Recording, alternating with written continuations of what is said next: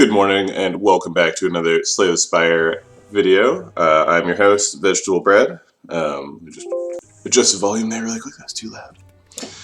And we're going to be doing more Slay the Spire. Still doing Ascension 20, still looking for heart kills. I am going to look at what my last run was so I know what to start with. And it looks like it's Watcher.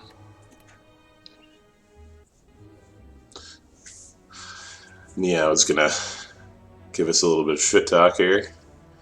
We can choose a rare card to take 18 damage. We can get some potions, we can get an upgrade, or we can swap out for a boss relic. As I've discussed numerous times, I do like taking boss relics as Watcher. Obviously, you can end up in weird situations where you get Pandora's Box or Coffee Dripper or something, but boss relics in general are quite good. Even if you get like Snecko Eye, which isn't great early, it's still pretty good because you get to build around it. There's a bunch of lines that have 3 fights and then an elite. If I want to fire first, I have to fight the Mega Elite, which seems probably not like a good idea. So I think I'll go, let's see, both left and right have 2 elites here, and that's it. And they both have a late shop. So I guess I'll go left because there's an extra fire. They both have a fire before the shop. Oh, I guess right has an extra fire after the shop too, but this fire is more useful because it's between the 2 elites. So I think left is the path. We could take damage for a rare... The ones that I think are best are take damage for a rare card or lose your starting relic to obtain a boss relic. Upgrade a card is fine. You probably upgrade Eruption as your highest priority upgrade to make it cost 1 less. And make those Alpha Strike turns a little easier. Watcher doesn't super need potions to get through early hallway fights, so that's probably less good than swapping for a boss relic. 18 damage is a lot, but rare cards are quite good. So I think we're going to take the chance to compare these two. And see what we think. So hold on, let me get up some windows. And then we'll do a little comparison.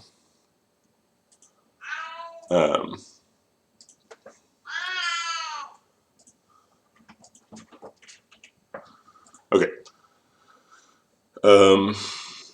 So we're going to look at Watcher cards first. And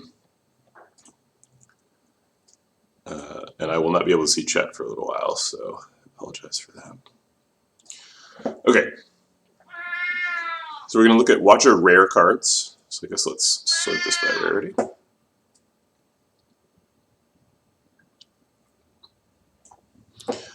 And then let's give them all star ratings. So Alpha's great, 5 stars, gives you a plan for winning the game. Alpha, like, doesn't quite work against the heart. Like, you need a little bit more, but, like, not much. If your game plan is survive and set up Alpha with, like, omniscience or something, like, you can get there. Blasphemy is also pretty good. Sort of plans on getting that one big turn and then blowing people up. You kind of need like a runic pyramid or something to retain the blasphemy, because otherwise it sort of comes up at the wrong time. I guess when you upgrade it, it retains. So brilliance, also 5-star. If you're getting that from Niao, you know that you can find a bunch of mantra, maybe find another copy of brilliance, and then it'll do a ton of damage. A mantra that's on a brilliance that's online, like maybe if this is your second time entering divinity in the fight, which is totally possible, then it'll have 20 additional damage, so it'll do 32 base, and then you multiply that by 3 and it's doing 100 damage. Pretty good. Conjure Blade, another 5-star card. Conjure Blade is quite excellent. Not too much you have to say about it. It's good with Collect and Deus Ex Machina and other sort of energy manipulation stuff. It's good with energy relics.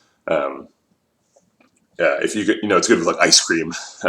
If you can play it for 6 or something, that's going to be good enough to win you the fight. Deus Ex Machina is a little bit weaker. It's kind of neat. It makes your draws really awkward.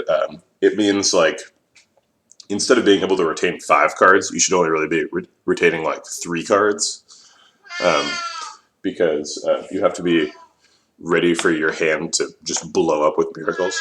Hold on just a second, I'm gonna pet my cat.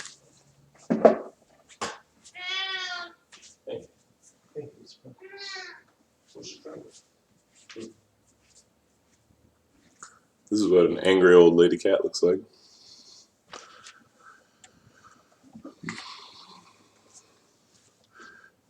Now that you're on a pillow, maybe you'll relax.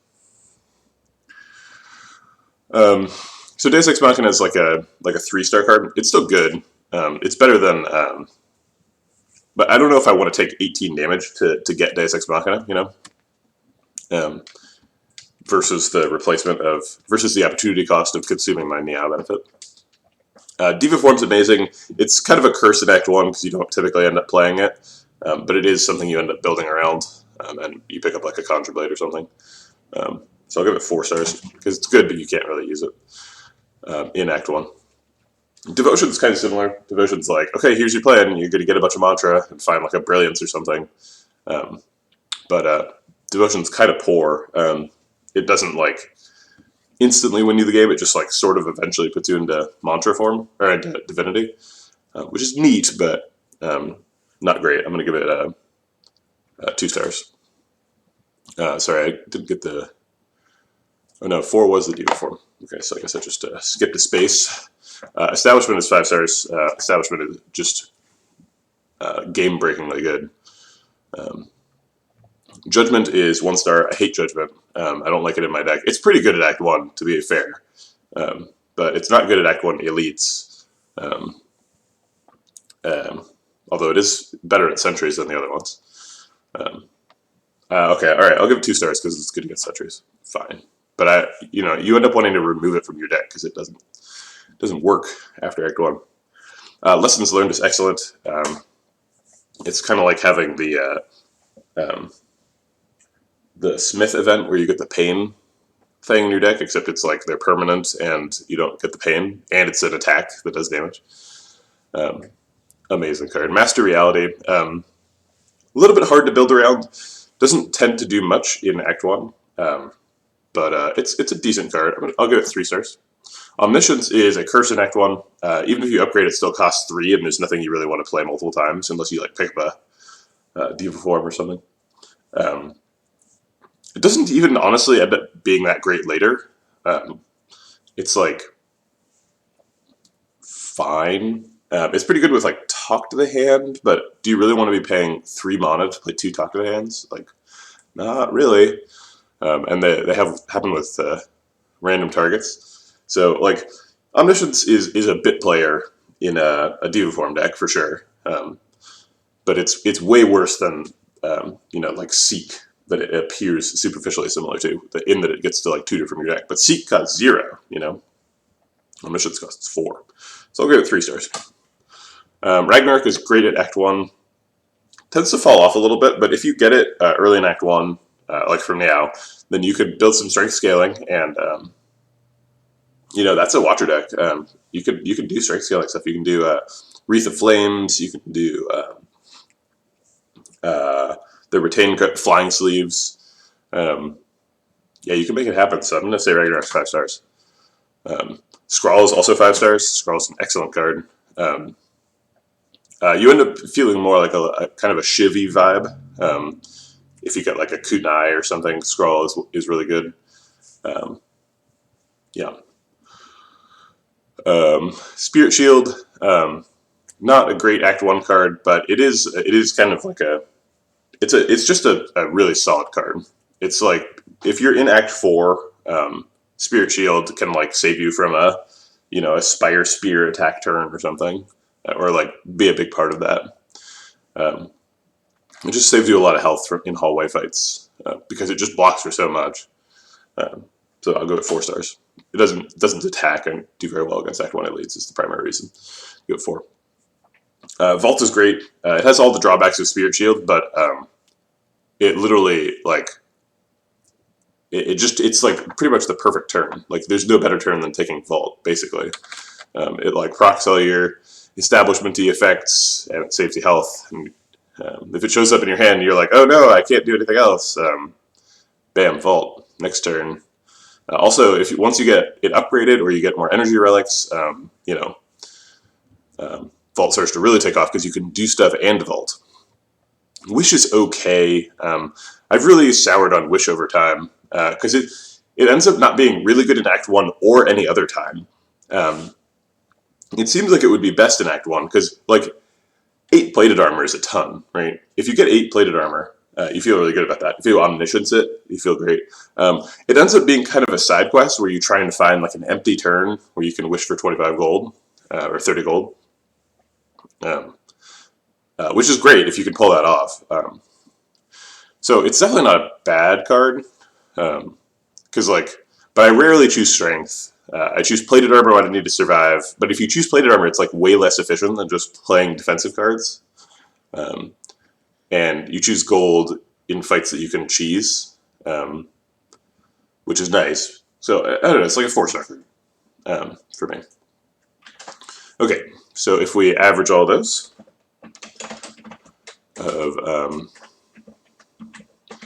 then they are like 4.1. So that's a really high number. This is a significantly high value. 18 damage brings that down a little bit, obviously. But I think this is probably better than swapping on a boss relic, because some of the boss relics are kind of bad. And the worst Watcher rare is, let's see, what's the 6th one? It's like Devotion and Deus Ex Machina. No, it's Devotion and Judgment are the worst ones. I guess I give Deus Ex Machina a 3.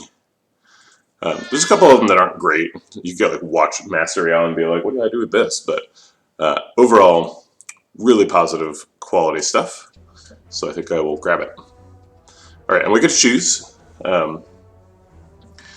It's between Blasphemy, Brilliance, and Deus Ex Machina. Well, Deus Ex Machina is right out. It's one of the worst ones. I gave both Brilliance and Blasphemy 5 stars, so I think either one is defensible. I think I'm going to pick Brilliance because we are at the very beginning of Act 1. So things that say attack on them are much better than things that say skill on them. Okay, so this is going to be a mantra run. We're going to be looking for stuff that says mantra. We're going to be going into divinity form and beating people up. I'm into it. Look at that Brilliance pop. Alright, none of these say mantra. Consecrate's nice, get some AoE.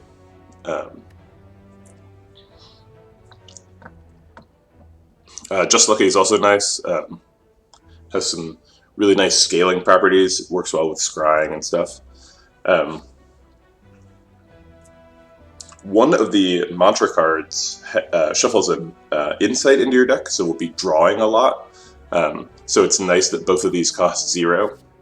Just Lucky is a little bit more synergistic with that plan than Consecrate is, because you can Just Lucky to filter the top card of your deck and then draw, so that you get to draw better cards. I think Consecrate's probably like the better tactical choice, because there's most of the Act 1 hard hallway fights are AoE fights, although a couple of them are slavers. And Consecrate's obviously really good in all those. It's also good in some of the easy fights. But we're not doing an Act 1 hard hallway fight unless one of these question marks is a fight until here, after we've fought the Elite and got a relic and stuff. Although the Elite itself could be Sentries, and for Sentries, Consecrate's great. Consecrate also does more damage than Just Lucky for Gremlin Knob and Lagavulin.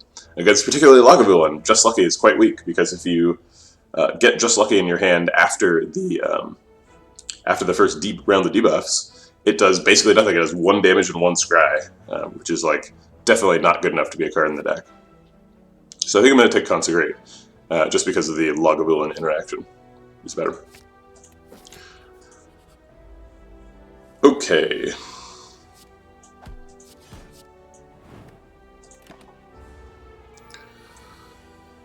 Alright, we can block out here with Vigilance, or we can take 1 and defend double strike. We have Eruption Strike next turn, which is 12 plus 19 is 23. So we're guaranteed to kill next turn, so we'll just block out this turn.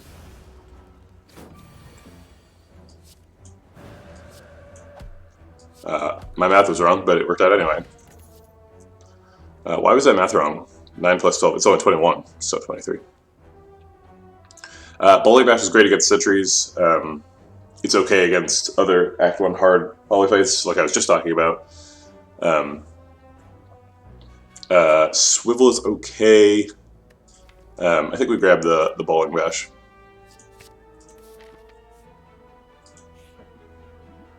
Alright, let's fight this elite. Ooh, that was easy.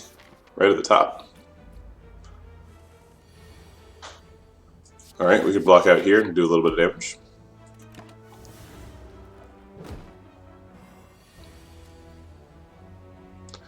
We can kill him with Bowling Bash, and then Vigilance, Miracle Defend to block out. Might be able to get out of this fight without taking any damage. Usually you take a little bit here. Yeah, here's us taking a little bit of damage. Actually, Eruption, Brilliance, Strike is lethal. We got out of it. Even though I wasted the damage from the Consecrate. Wave of the Hand's great. It's a skill before our Act 1 elites, but I kind of don't care. I'll just take a copy of Wave of the Hand. Reach Heaven is also cool. We do have Pen Nib, actually. Reach Heaven is quite good with Pen Nib.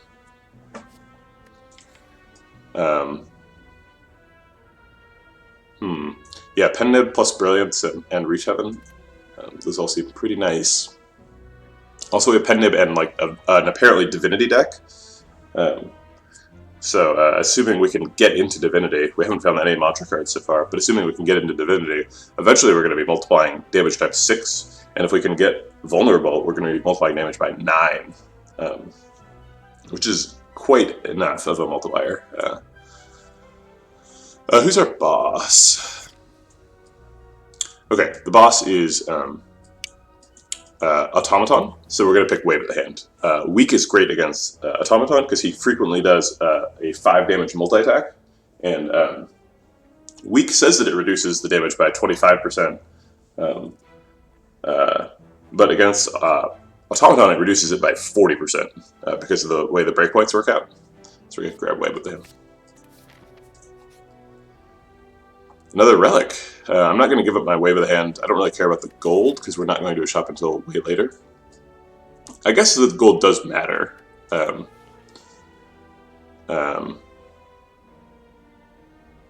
I will spend it. Orichalcum's very nice, especially if this is Gremlin Knob. It's not, but still nice. We can Vigilance, Eruption, Consecrate, Strike. So that does 9, plus 10 is 19, plus 12 is 31, so we could leave him at 8, but then we're trapped in Eruption, and there's no way we can get out of it. So I don't think I like doing that. So I think we're just going to Vigilance, Consecrate, Strike.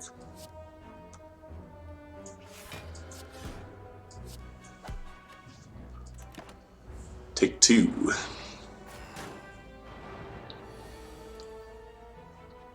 Alright, I think we're going to Wave of the Hand and then double defend, or probably triple defend with Miracle. So that ends up blocking for 15, and then they'll hit for 7. It is a little bit scary to take this fight too slow, because if you end up with a deck full of dazes, they will kill you. But we do have Bowling Bash, so we should be able to make up some time here. So it's going to be 21 damage. Unfortunately, we have to waste a little bit. We have to waste 5 with Brilliance, because Strike is 1 damage short.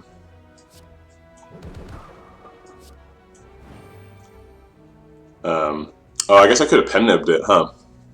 Yeah, I think I'm going to restart the fight so I can Pen Nib the right thing there. Wasn't thinking about Pen Nib.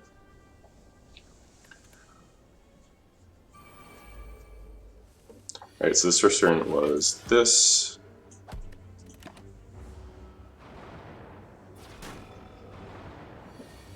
And the second turn was this. Okay. Alright, so we're triggering Pen Nib. We got to play on our third attack, we'll be triggering Pen Nib. We probably want to hit it on Bowling Bash, so it'll do 14 times 3.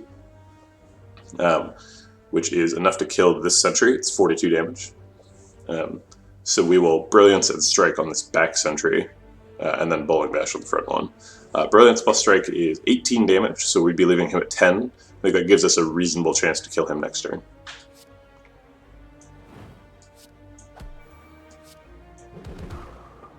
Okay. We got the right target this time. Alright, we did kill him. Consecrate strike wastes the least damage. And we can put 18 into the other guy. I'm not going to defend because I have Auric Alchem, and I'm not going to Eruption because it makes me take more damage.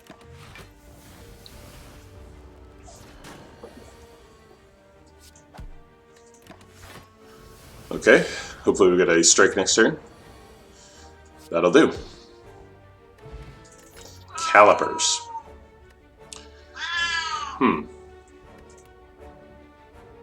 Ooh, Wallop. So we could go into Divinity, get a pen nib up, wallop somebody, get 1,000 walk, and keep it forever. Is like the plan against the heart, right? I don't know if we need to be playing against the heart necessarily right now, but wallop is good at all stages of the game, so I'll just grab a wallop. I think resting here is pretty reasonable. The deck is good already. But I think we can probably afford to smith. Let's see, if we smith and we go through, this is going to be a hard hallway fight, so it could be like a slaver or something. We could lose like 10 health. If we go into this fight with 21, are we surviving? Probably not. What would we take an upgrade on? Probably bowling bash, but we've already done the sentry fight, so the bowling bash upgrade is less good. It's still good for the hard hallway fight that's coming up, yeah, but I think we're going to rest here. Gives us a better shot at taking that elite. Okay, it is a slaver. We're going to double block and brilliance here. And take 4. Alright, so we can wave of the hand, wall up, consecrate, defend. We're definitely doing these two. And this one. So we can, if we defend, he's weak next turn. If we strike, well, we definitely don't want to strike. We're not going to be able to attack him next turn, so this pen node is just going to stay active for a bit. I guess we're hoping we draw Vigilance Defend next turn. I think we do need him to be weak.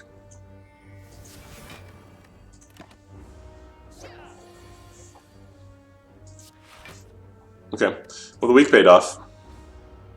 Should be able to kill him next turn, hopefully. Yeah, 24 is a large number.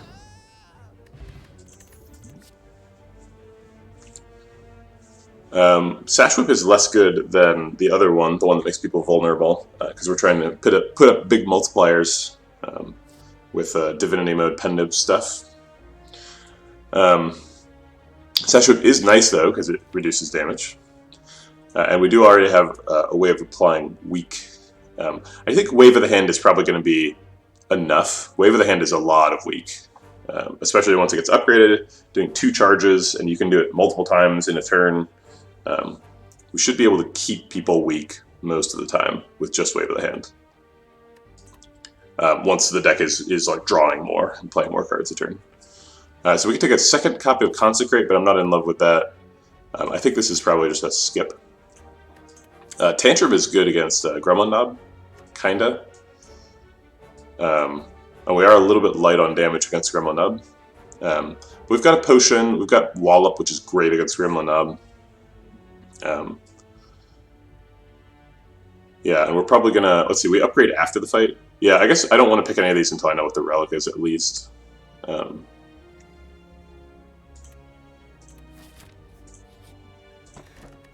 Vajra. Well, that's really nice with Wallop. Also, if we are really doing the like divinity vulnerable what should we call it? Pen nib thing. Divinity vulnerable pen nib. Then this Vajra doesn't do 1 extra damage, it does 9 extra damage. If it's a multi-attack, it does 18 extra damage. It seems like we maybe should start this turn, but I think no. I think we're going to wait on... What are we waiting on then? Vigilance to get up? I am pretty afraid of being in Wrath mode when he wakes up.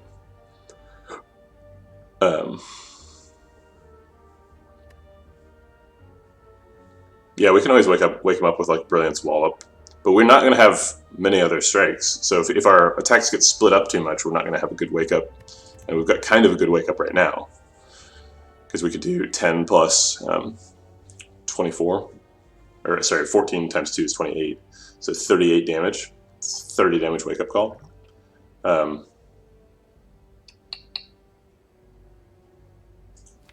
Yeah, and then if we can't enter Calm, we'll drink the Colorless Potion and see if we can find it. Also, if we get Wall Up next turn, we block for most of his damage, and Wave of the Hand, we could weaken him. He still does 30 damage if he's weak when you're Interruption, though, which is no joke. But I think I'll risk it.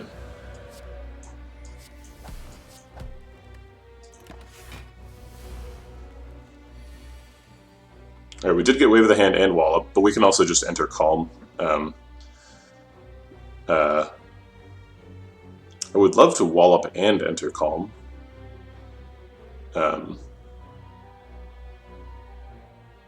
If we Wave of the Hand Wall Up, we hit him for 20 and block for 20, and then he hits for 30 because he's weak. So we would take 10 and stay in Wrath, but then we're in Wrath for this turn. Seems like it's probably wrong. Wave of the Hand and Defend both block for 5. If the other card is Vigilance. I wish I'd saved my Miracle, because then I could like Wave of the Hand, Wall Up Defend or something. I guess Wave of the Hand Vigilance Defend is probably better.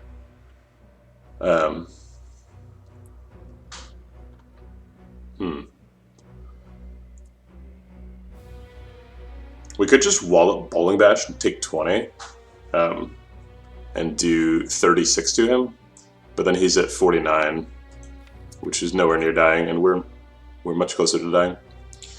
Okay, I guess we'll calm down a little bit, take 7. Alright, we definitely have to fit in Brilliance, and we're going to block at least once. I think we'll go ahead and strike as well.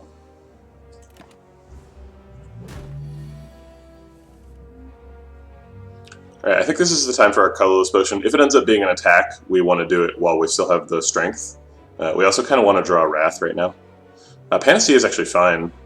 It prevents some of the stat down. I think it prevents the strength down.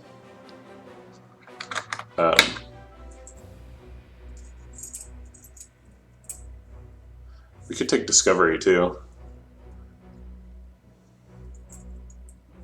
Discovery is probably the most damage. Swift Strike is the most guaranteed damage. So if we consecrate, Wall Up, Strike, Swift Strike, we're doing 6 plus 7 is 13 plus, what does Wall Up do to 20? Oh, it does 10. It did 20 because I was in Wrath mode. I was like, wait, that card's way too good. Okay, so we're doing 23 plus 6 is 29 damage. So we need damage, and Discovery is the most damage, so I guess we'll take it. Or at least you hope Discovery is the most damage. I guess we scrawl.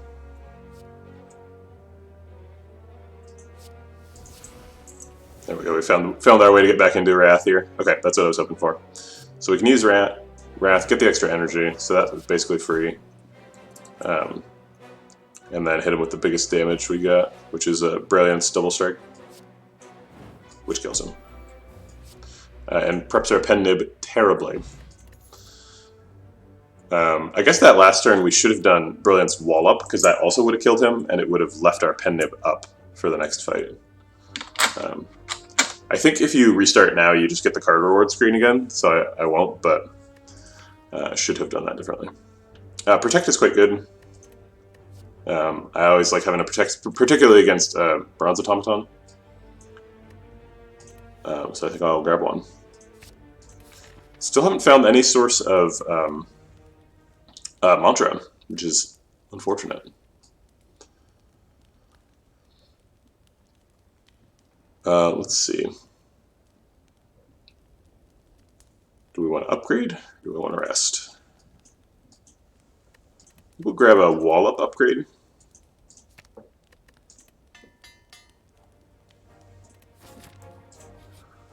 Let's see what's in the shop.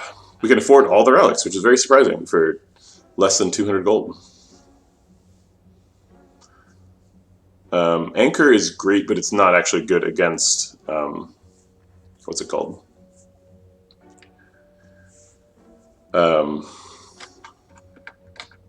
Guardian, because he doesn't attack on turn 1. And none of these cards say mantra either. If we take Prismatic Shard, we get even fewer mantra cards. Maybe this is not a mantra deck, I guess? I don't know. I haven't found any mantra stuff. No, we still want to enter Divinity so that we can depend on things. We really don't want Fear No Evil in a mantra deck.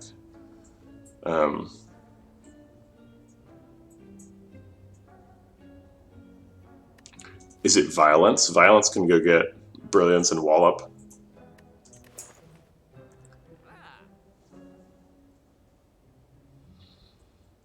This is a really disappointing store. Scrawl is very good. Maybe we just grab Scrawl.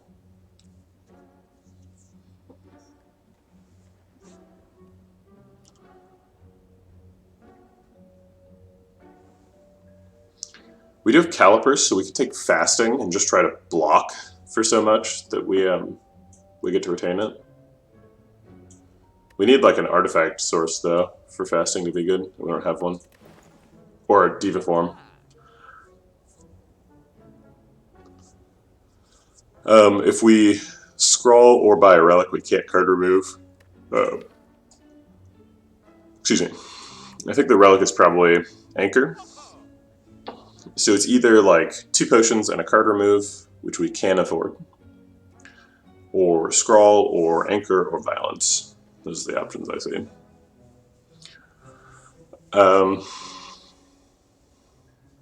Do like Anchor quite a bit. Every fight does have a turn 1.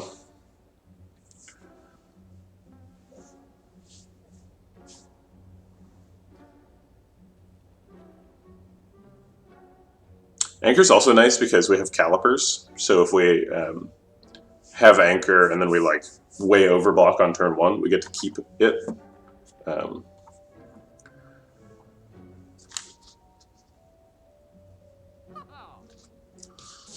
I'm just trying to think of which of these. I think Violence is probably worse than Scrawl. Both of them like draw a bunch of cards and exhaust themselves. What does Violence do when upgraded? 4 cards. But Scrawl draws way more than 4 cards, usually. I mean, Anchor's really nice, but it doesn't do much against like an Act 4 elite, you know? Whereas Scrawl does a ton in every fight. You do have to spend an upgrade on it, but it makes the deck cycle much faster, and it helps me find like Wave of the Hand and Wall Up and stuff. Yeah, I think I like Scroll best.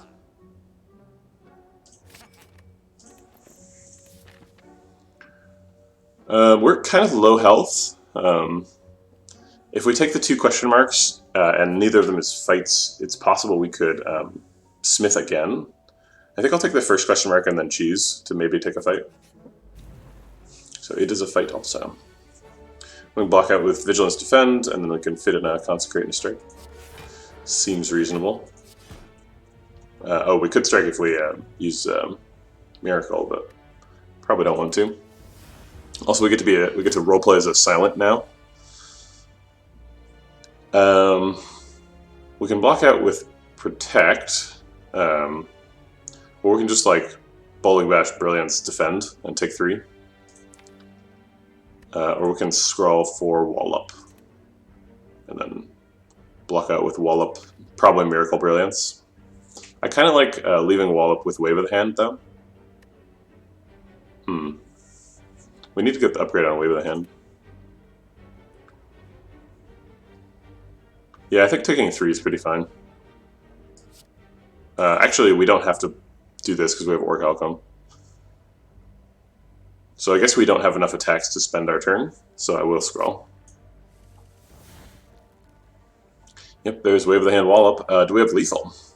So we have Eruption plus Brilliance, Bowling Bash, Strike is probably the most damage. I think Wallop is less than Strike, Bowling Bash. Yeah, it is. Okay, so that's 10 plus 26 is 36, plus 16 is 52. Yeah. Okay.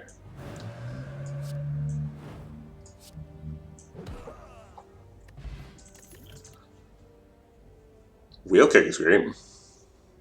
It's kind of similar to Scrawl, though. Man, 0 mantra cards have been offered. I went to a shop, no mantra cards, not a single one. Took Brilliance from Niao, nothing else. No Divinity this run. I do really like Wheel Kick, but I don't think this is the right deck for it, unfortunately. We take Follow Up. Follow Up is quite good on the the sort of Pen Nib Divinity vulnerable plan, because it helps you charge your Pen Nib and still does 4.5 times damage if you have Divinity and vulnerable up but not Pen Nib. So 4.5 times 7 is like 30. It's a lot of damage. It also sort of costs 0, which is good with Scrawl. We do have a Consecrate already, which costs 0. I think Follow Up is kind of bad against Automaton, though. So I think I'll just skip it. I felt pretty good about that hallway fight, and I think maybe I could use another card reward, and I need to rest anyway, so I think I'm going to take the second hallway fight. Alright, we can do nothing to block out because we have Vajra. So we'll go ahead and threaten the higher health one. We're pretty likely to draw an attack that does more than 8 damage or more in Wallop or Bowling Bash. But I think I'll play towards Consecrate killing him. So I'll leave him at 1.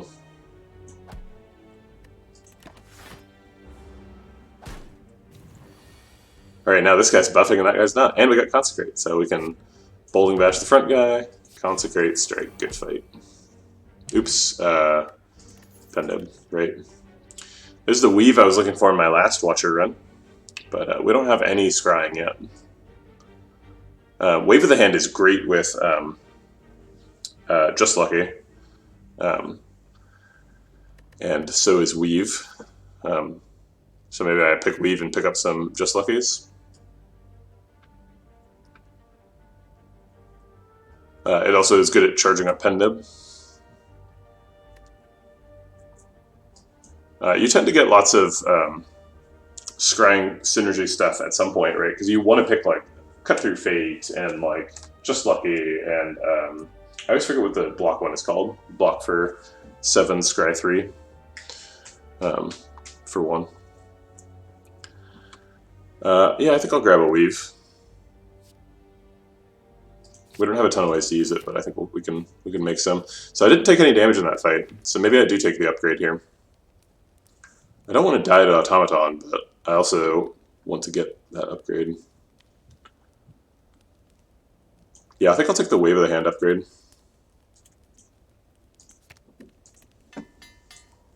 It's really good, particularly in this fight, too. So probably going to use the deck spot. Oh, look, here it is. So we can Wave of the Hand, double defend to make him weak for a long time. Uh,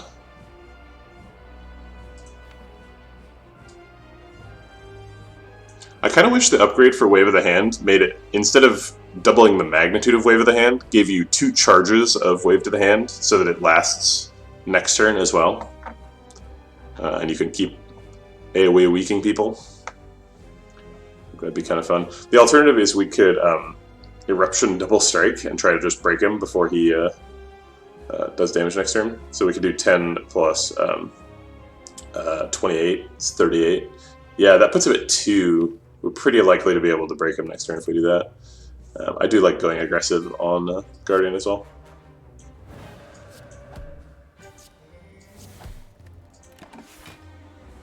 Because his second attack does so much damage. Yeah, 76. Slightly more than normal, but I think we can go through his armor here. So we should just do max damage, which is Strike, Bolting Bash, Brilliance. Now we're in the tricky situation of needing to draw Vigilance. And we did not, but we did draw a Scrawl, so I think we're going to be okay. We can also just Wallop him. Wallop blocks out. Yeah, I have no problem with that. I'll happily Wallop. And then I guess we can defend Consecrate as well.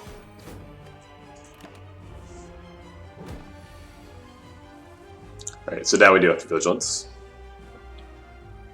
We could, like, Bowling Bash first if we wanted to, but I think Vigilance Defend is probably the line.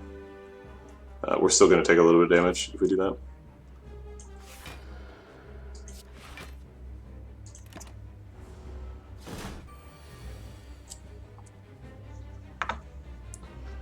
And here he is doing his multi-attack, and he's not weak.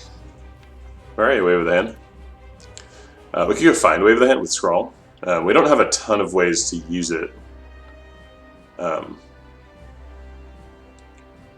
But we have Wallop, so we're not in, like, danger.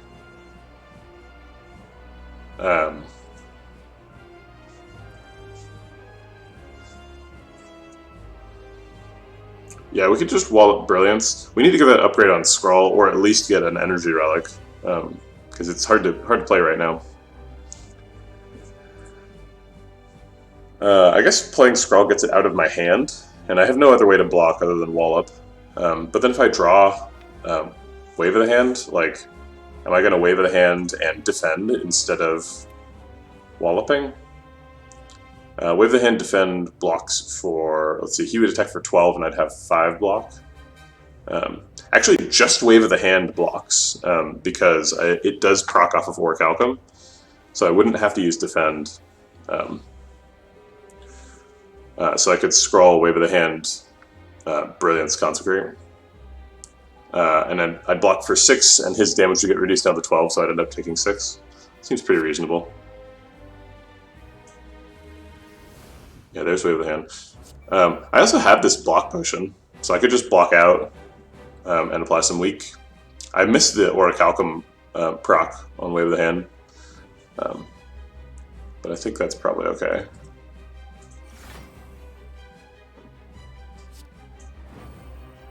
My god, I can't believe I did that in the wrong order. I'm going to restart the fight, so I do that in the right order. I'm not getting that around, no way.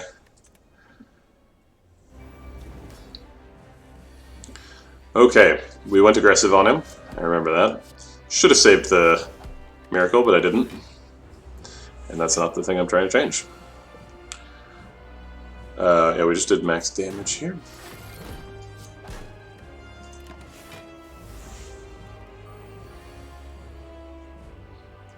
And then we Walloped to block out.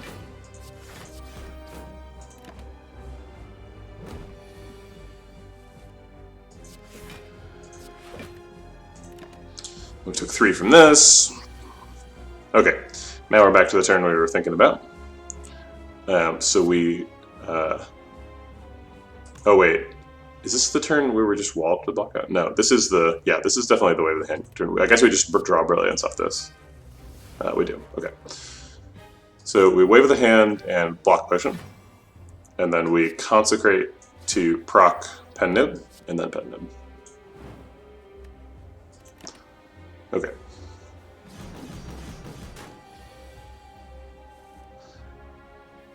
We can Eruption Double Strike. Vigilance is in the draw pile. Alternately, we could Wave of the Hand Defend. We could just Wave of the Hand Double Strike, which sets him up to get broken next turn. Doesn't leave us stranded in Eruption and applies 2 weak, which is pretty good. We do have to follow through with some damage next turn. If we fail to get damage, we're taking like 4 to 8, but we'll get damage. We've got Wallop and Brilliance and stuff.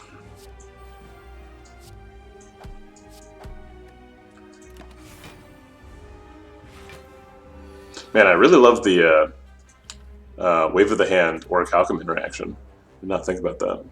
Okay, so he's only at 13, so we definitely have enough damage. Pendib is not proccing.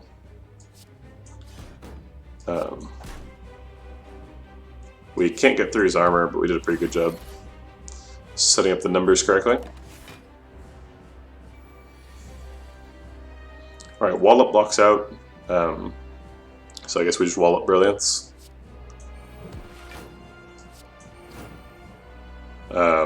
Take a little bit of damage, that's fine. Pendib is getting close to getting set up again. We can't set it up this turn. Brilliance Wallops puts it to 9. We've been holding this Protect the whole game. Maybe we just Protect, Block, Defend now? Because then we would take 0. I guess actually Wallop Defend is pretty good this turn. Let's see, Wallop blocks for a net 9, so we'd be blocking for 14, taking 2. Yeah, I'm okay with that. Protect is really good on other turns as well. Okay, I don't think we can break him this turn, obviously. We're always going to Weave. Setting up Pendib. And then it looks like, looks like maybe we spend Pendib on Eruption next turn. Okay, so if we're trying to Eruption next turn, I guess we just want to block out this turn. So we can block for 17. And the next turn, the max damage is Eruption, Double Strike, Bolting Bash, Consecrate, which is 10 plus 28 is 38, plus 16 is 54, plus 10, or plus 12 is 60 some. So even if we miss one of these cards, we still have lethal next turn, so we'll just go ahead and block out as much as we can. We missed the one card that we actually really needed, which is Eruption. That's unfortunate.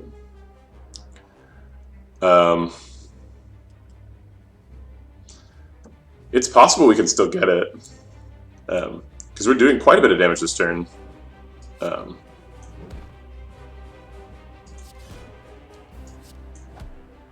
We can either do 7 damage and leave him at, what is he? He blocks for like 9, right? So we would leave him at 20. Then we'd basically just have to draw 1 attack next turn. Or we can make him be weak next turn. I think we want to kill him next turn. I don't think we want him to hit us, even if he is weak. Yeah, it looks like we got it.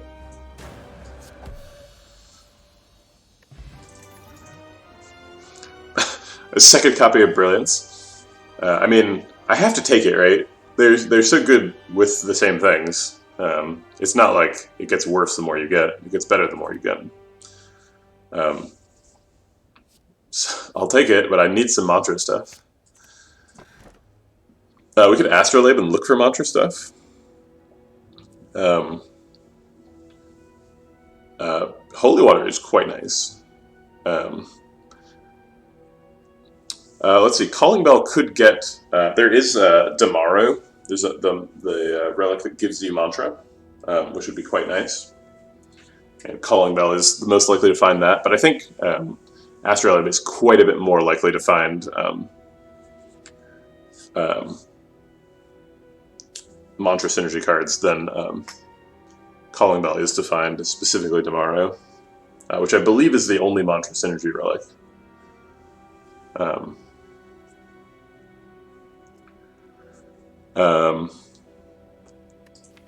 It would be helpful to get energy, but none of these are energy relics, I suppose. I guess this is kind of an energy relic.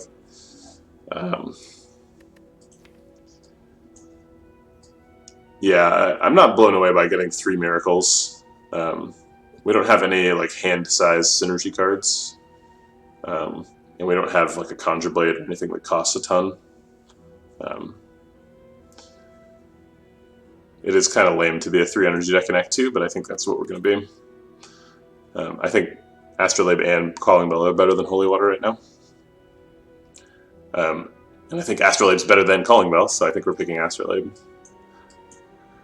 Let's see, what's the worst case scenario with Astrolabe? We end up with like 3 Flurry of Blows. No, if we end up with 3 Flurry of Blows, we just pivot and we're a Flurry of Blows deck, right? Like, we would need, the worst case scenario is things that aren't synergistic with Pen-Nib Divinity and aren't synergistic with each other, right? Because if they're synergistic with each other, then great. That's just like, now we've added a little package to the deck.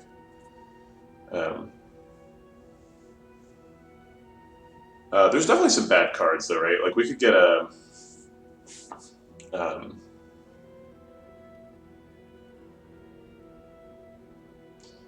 we could get like Deus Ex Machina and like a Flurry of Blows and a Just Lucky. But honestly, like that's much better than 3 strikes. But that's probably not as good as Calling Bell, right? Calling Bell has some pretty good outcomes.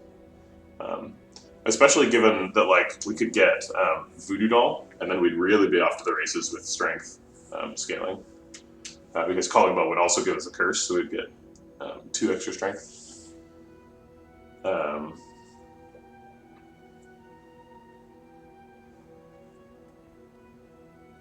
But we're not really doing any strength scaling stuff. We don't have any multi-attacks.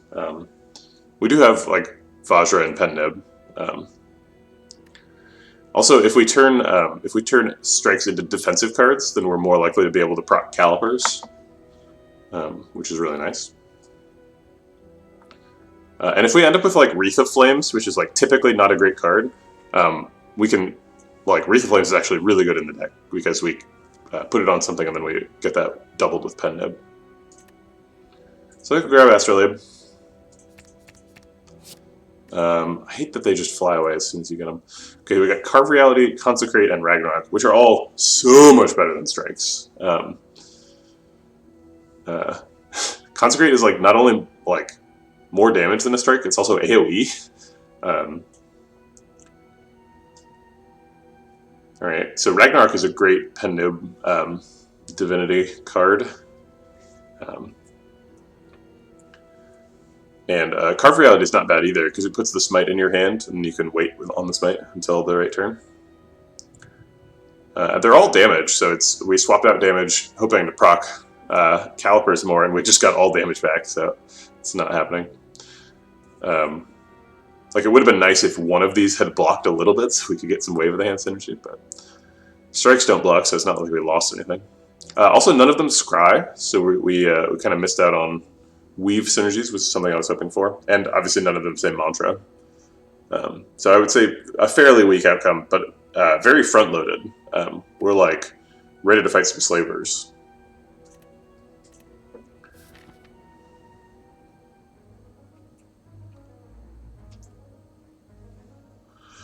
We don't have a ton of money for stores. We don't like need to avoid them though.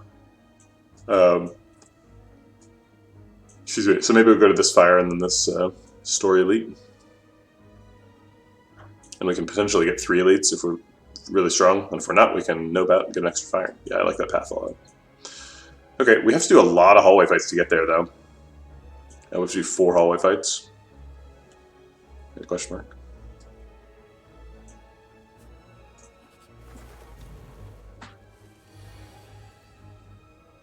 Bowling Bash. Bowling Bash and Ragnarok are both pretty funny against birds. So we should be able to knock at least 1 down. Maybe 2. It's possible to get 2, but it's not guaranteed. We're blocking it for 6 at end of turn anyway, so we don't have to worry about blocking. Alright, that knocked him down, and then Bowling Bash knocks the other one down. So neither one gets to buff. Very nice. Excellent first turn.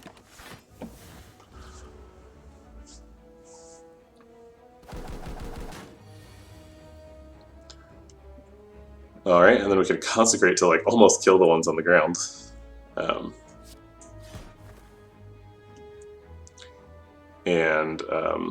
Let's scroll. See what we get. The other consecrate kills that one, leaves him low.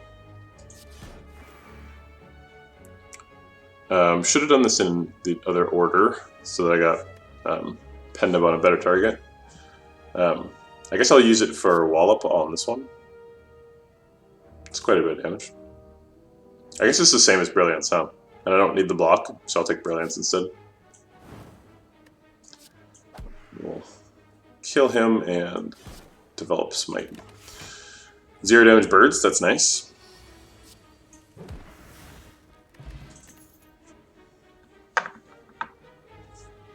Do we have Scry Synergy? We do. We have Weave. So we could take Foresight. We don't have any reason to take Collect or Simmering Fury, although Simmering Fury is upgraded, and drawing 3 cards is cool.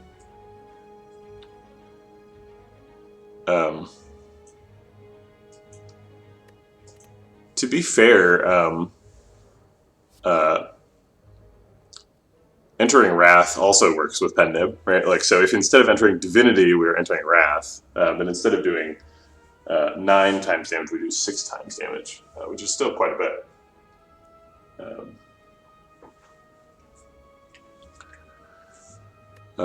This is not like a super draw-heavy deck, though. We've already got Scrawl, and like we've kind of got more. We're 3 energy deck with Ragnarok and Wallop, so we don't and like Protect. We don't need stuff that draws a lot more cards. I think we want Foresight. Yeah, helps us control what's going into our hand and stuff. Well, that fight was super easy, so I feel a little bit more confident going through the 4-fight path.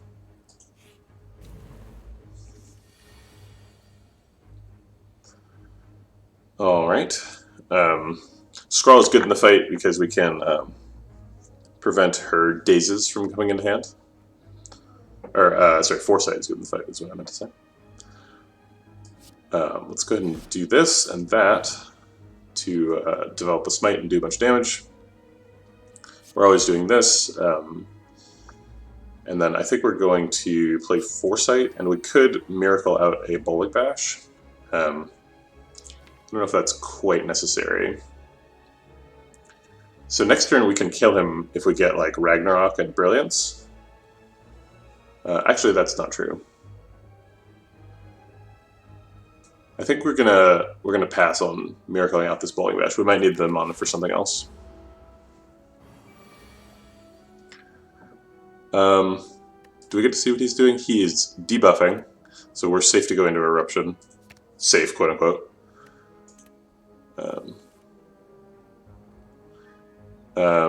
So we can Eruption Brilliance and then Miracle out Smite later if we want to.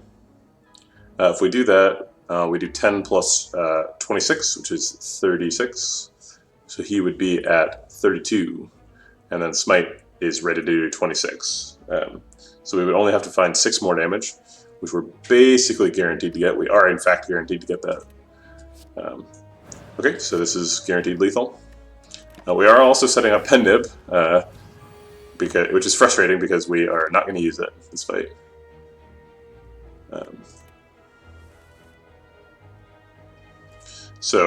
I guess we should see if we Ragnarok. Actually, we can Ragnarok, and then we set up Pendib for next fight. Great.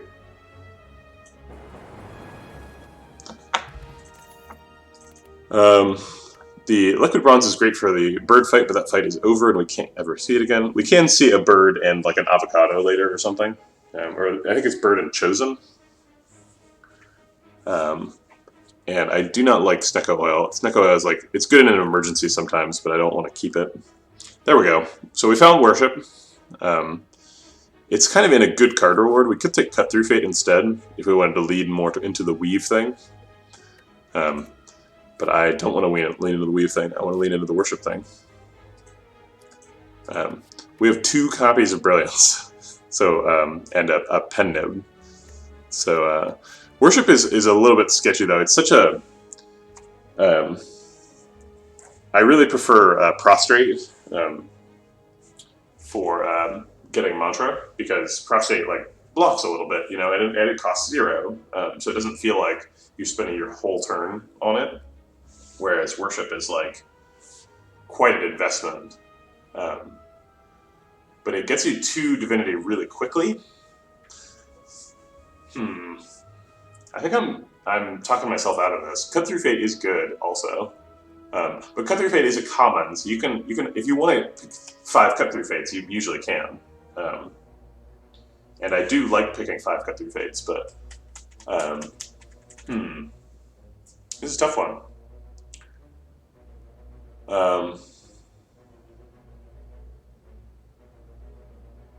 We really just don't have enough energy to support Worship. Like, we don't have enough energy to support Wave of the Hand, and that like actually blocks, whereas Worship does essentially nothing, right? The first Worship is just end your turn, basically.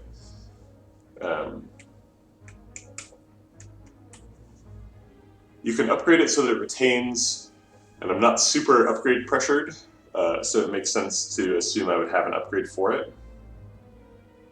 The deck is pretty front-loaded right now, so it seems reasonable to add some scaling. If all Worship did was make Brilliance do 17 damage instead of 12, is it good enough? I think no. But if you play Worship twice, then it's crazy, right? Then you get a refund on the second one. Like, the second one, instead of costing 2 mana, costs -1 mana. And then you're kind of off to the races. I feel like what you're supposed to do with Worship is get 2 copies of it, upgrade them both so they both retain, and get 4 energy, and then you just play them both in one turn, and you have 3 energy and you're in Divinity now. And then you kill everyone. So if I get Worship and then I get like Prostrate or the Floating Candle power, then I only have to cast it once to like be the big push to get into Divinity. And I like that, because then it doesn't cost 2 mana, it costs -1 if it puts you into Divinity.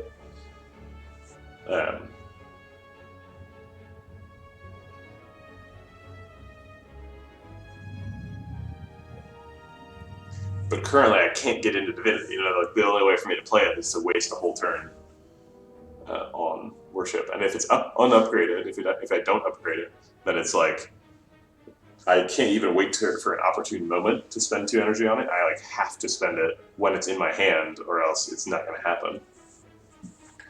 I forgot to check who my Act 2 boss was. It's Hyper Beam Guy. Hyper Beam Guy, you do have a lot of turns off. He like recharges and like summons his orbs and stuff. Obviously, you're not going to fit in a Worship on a Hyper Beam turn, unless you're going into Divinity and killing him. But I do need some way to scale up, and Cut Through Fate is not it.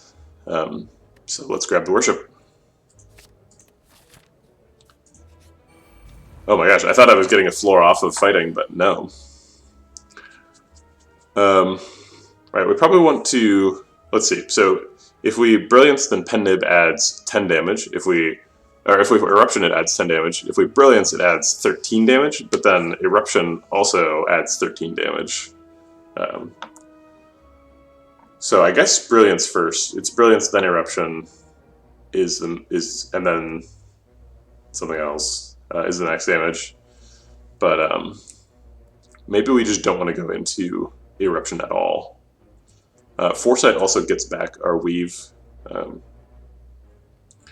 maybe we just want to save Miracle this turn. Eruption double Brilliance is a lot of damage. Or Brilliance, Eruption, Brilliance, Weave.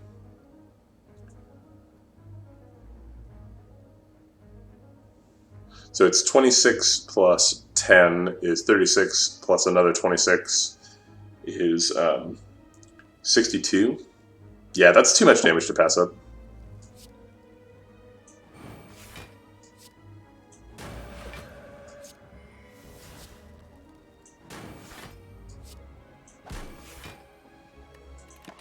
And we're interruption, so we have a good chance of killing him next turn.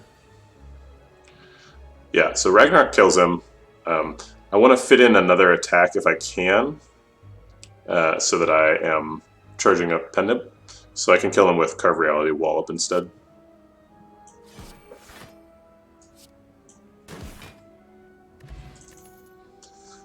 Colorless Potion versus Dex. Second to Weave is pretty nice. Helps me charge up Pendib. I think I like that.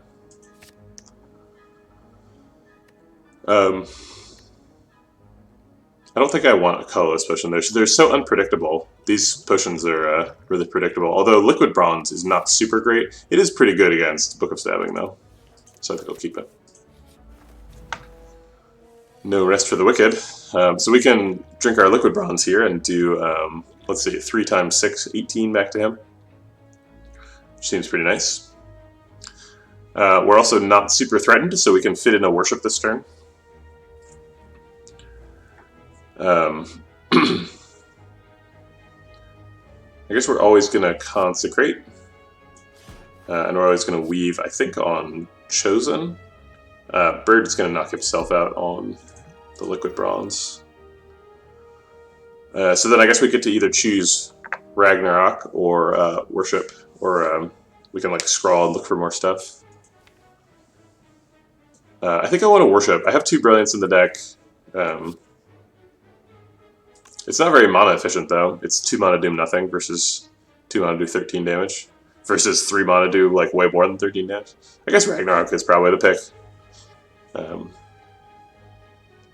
Assuming that the damage to the bird is meaningless, actually we don't want to knock down the bird, and on average, Ragnarok has a 50% chance of knocking down the bird. If we knock down the bird, he doesn't kill himself on damage return.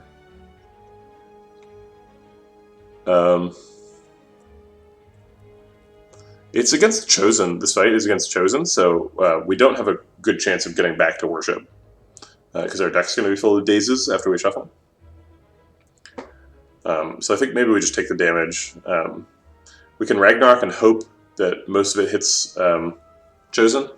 It does an average of 21 damage to Chosen and 10 damage to Bird and knock him down. Wait, that can't be right. It does 7 times 3, which is 21. Yeah, okay.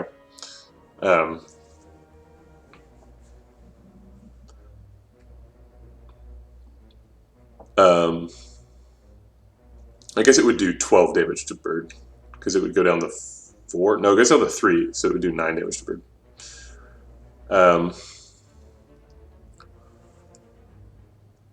So Wallop does less damage than that, but it keeps Bird up.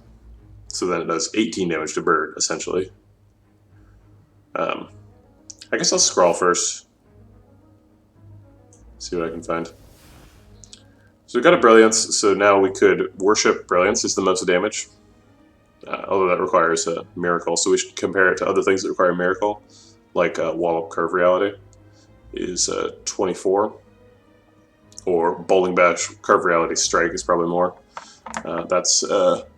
let's see, so that would trigger Pendib, so we'd want to do Bowling Bash last. So it would be 11 plus 7 is 18, plus 16 times 2, so it's 18 plus 32 is 50. That seems like quite a bit of damage. I'm pretty happy with that.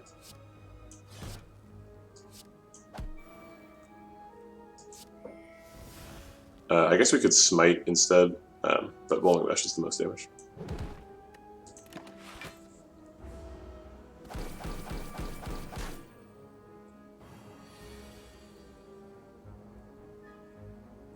Okay, we're always going to do the low attacks, and we're nowhere near triggering Pendib. So then we can Vigilance Defend to block out. We get to keep Smite because it retains. It seems reasonable.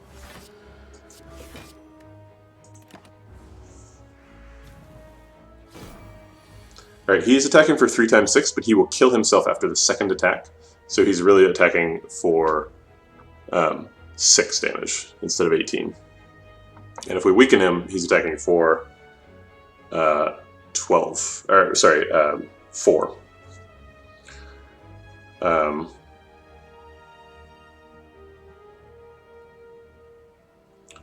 But I want to Eruption Smite the Chosen. I guess we can Eruption Smite, and then we still have 3 energy for Wave of the Hand, Double Defend, or I guess Wave of the Hand, Protect, which weakens him so that we don't take any damage. Yeah, that seems right. Okay, so she's dead, and then I guess we can only defend, so we are going to take a little bit of damage.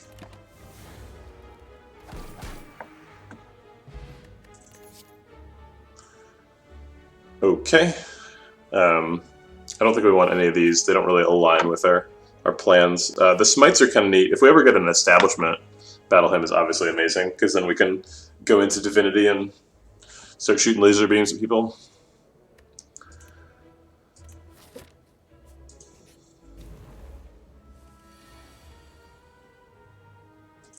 Man, did I forget to send out my message in Discord or something? I've seen 0 chat messages today. It's depressing. If you're in chat, say hi.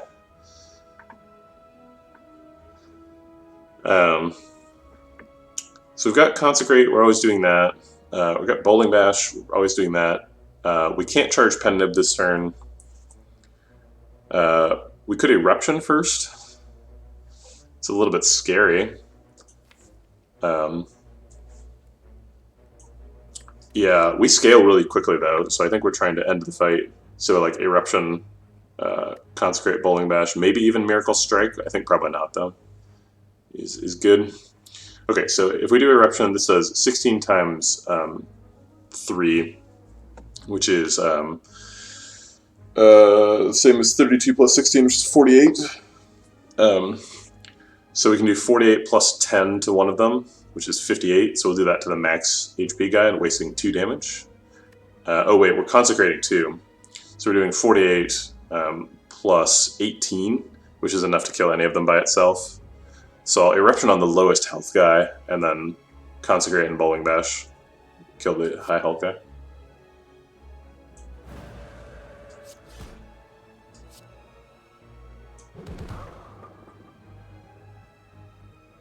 And I'll assume that I draw enough cards next turn to spend my energy. No, I think that's probably wrong. There are hands where I don't, so I will. I'll go ahead and coin out the strike now.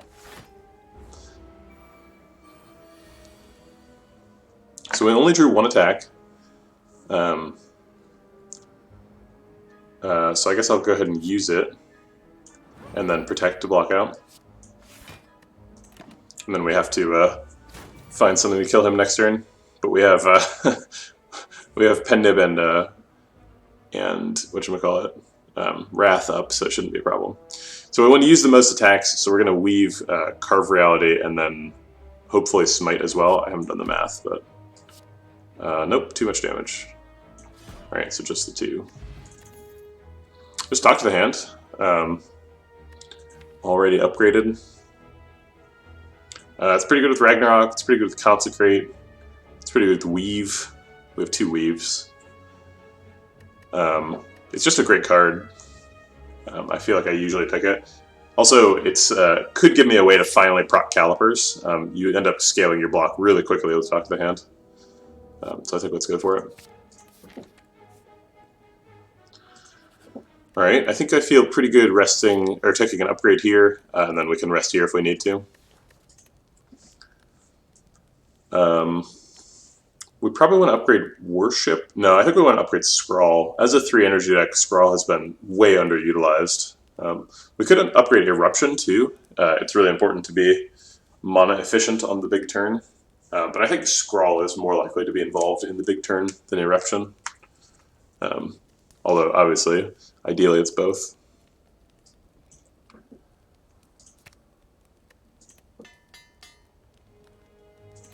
feels really silly if I end up getting a Snecko Eye at the end of the act, but what can you do? So there's orange pellets, so we could do fasting, if we find fasting again. Again, none of these say mantra, which is unfortunate.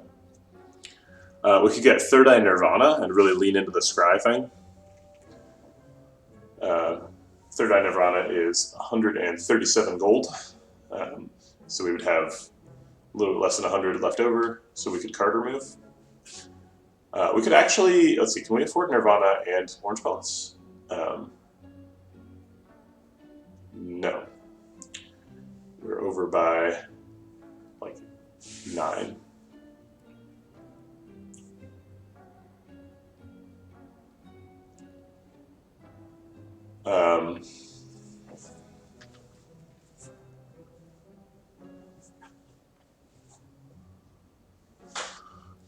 Orange pellets does tend to be pretty game breaking.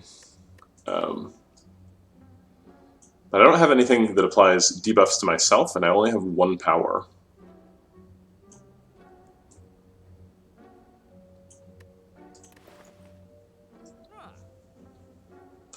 I'm also a little bit worried that my deck is getting pulled in a lot of different directions, because I want to do mantra stuff, but I also have weave and like talk to the hand.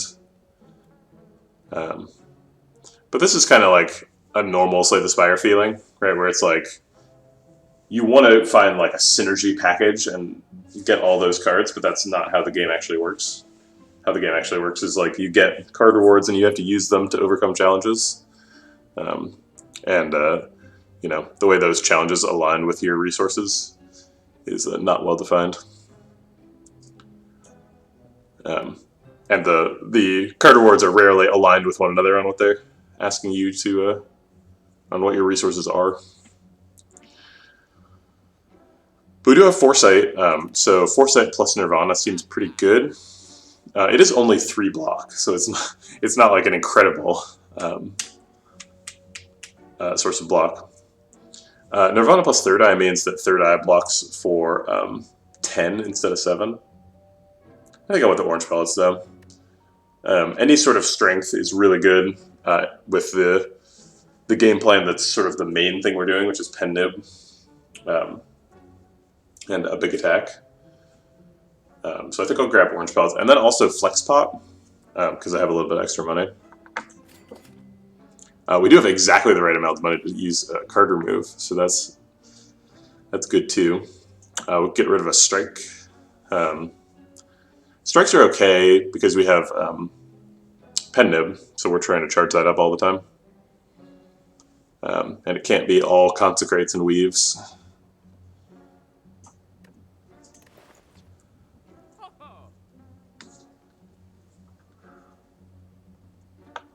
I think I like card remove a strike better than I like flex potion. We don't have we're not doing a ton of attacks per turn. Flex potion is pretty crazy with Ragnarok though.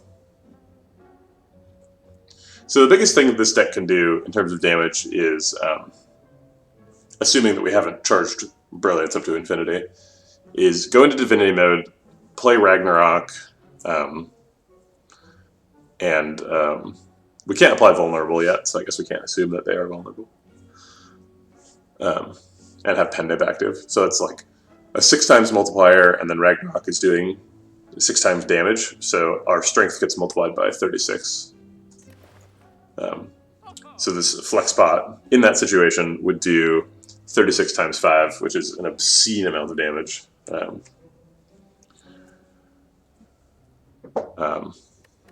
But we've never been anywhere close to that actual combo going off. So I think we'll just remove the strike for now. And hopefully we'll get there eventually. Alright, it is Book of Stabbing, but we used our thingamajig already. We don't have pen nib charged, so we probably prefer Wave of the Hand at block over Ragnarok. Let's go ahead and play Wave of the Hand and Weave and Miracle, and then we can scrawl for 6 cards. Okay, Talk to the Hand is excellent, but we don't really have attacks. We would just have to Talk to the Hand Bowling Bash, and then we would only generate 3 block, and we would only get to protect once. We probably want to use our Dex potion that we've been carrying around since like literally floor 2. So if we talk to the hand Bowling Bash, we get 3 block, and then we can get another 7 block, which should block out this turn. He's only attacking for 10 after he's weak, which he will be because talk to the hand.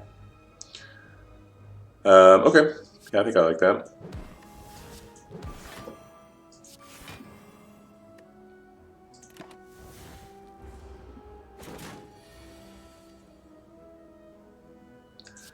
All right.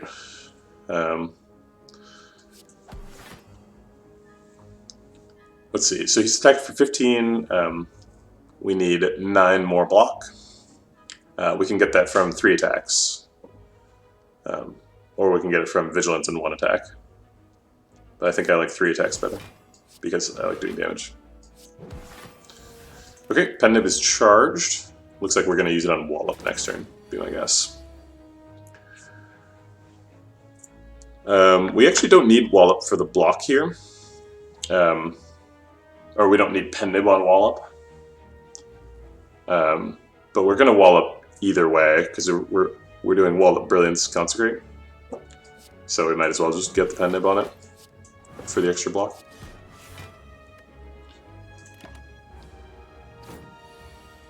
If we can finish him off this turn, we're cruising towards a perfect Book of Stabbing fight. But it looks like we don't have quite enough damage to finish him off this turn. And we don't have enough block to block out. Let's see, our max block is Defend, Brilliance, I think. Which blocks for 14 plus the 2 that we have for some reason already. Why do we have 2 already? Oh, this must have been our first Calipers trigger. How charming. That's right, we did Pen Nib Wallop, so that'll do it. So we block for 14 here, puts us up to 16, that blocks for 3. So we block for 19 total and take 6. And then hopefully kill him next turn. But we're only doing 13 damage, so he'll be at 40. But I don't think there's a better line. Certainly Eruption Brilliance is not a better line. We could Vigilance Eruption Brilliance, but it only blocks for 10 more. And then obviously we take 50 and regret everything.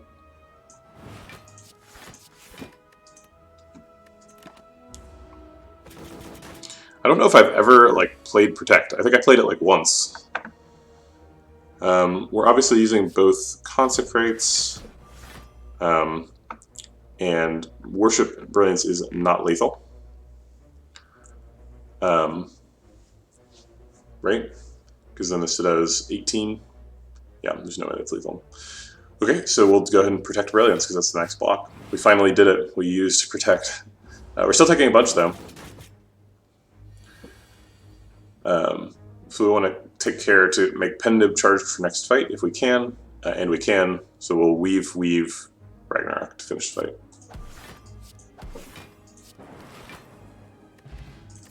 White Beast Statue. Perseverance is quite nice. Blocking for a ton. He's really good with Calipers.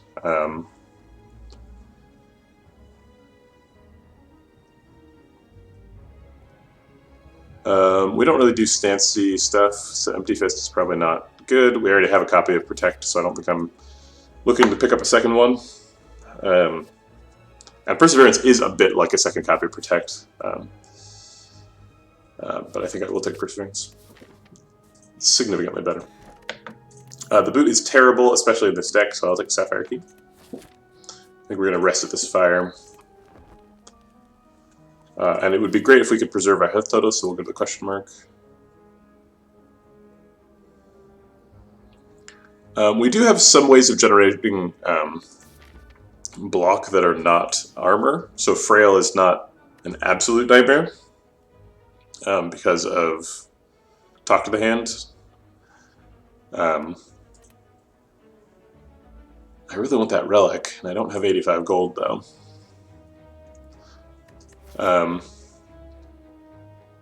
But there's no card remove for the rest of the act, unless this question mark is randomly, and then I have to go into an elite if it's not, so I think we have to leave. We do have a little bit of scrying, so we can not draw the frail. Fuck it, let's take it.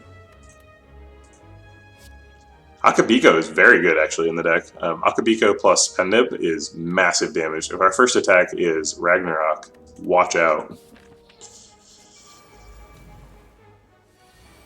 Ragnarok is in the opening hand. We have 30 times 6 damage available. So that's very likely to kill both Fat Gremlins. And I believe it's possible for it to kill the Gremlin Leader. If it misses the Fat Gremlins every time, it kills Gremlin Leader. Does 180 damage. If it hits both Gremlin Leaders, it only does 120 damage. So he's at 28. And almost killable by the other things in my hand. So this is quite nuts. Almost, man. The Gremlins were the last. The first 3 hits were all on Gremlin Leader. At that point, it was like 1 in 27 for him to die. I guess it didn't even need to be all 3 hits. It could have killed one of the Gremlin Leaders, so it was 2 hits out of 3. And then we don't defend for sure because we have Orichalcum. So currently we're taking 12. I think we carve Reality because it's most likely sets up lethal next turn.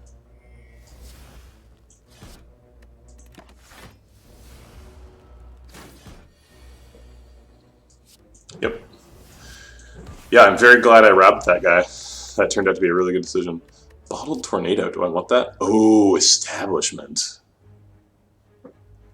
Yeah, we have a couple of retain cards. We have Protect, and now we have Perseverance. So Establishment is quite good. I was thinking, do I take Bottled Tornado and put it on the Foresight? But it seems like now I would just rather put it on Establishment. Is that crazy? We only have those 2 retain cards. It's not like we have a ton. I am going to put it on Establishment, and here's why. Because we're going to upgrade Worship. And then it retains, and then it can cost 0, and then I'm going to actually be able to go into Divinity. Okay. And bottle it. Oh, wait. When it's upgraded, it's innate. I don't need to bottle it.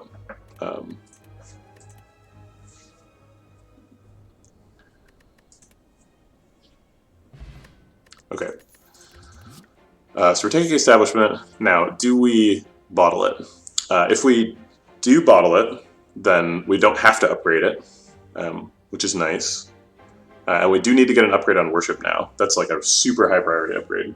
So now that we've picked Establishment, we really need upgrades on both Worship and Establishment. And we do have 2 fires coming up that we can take.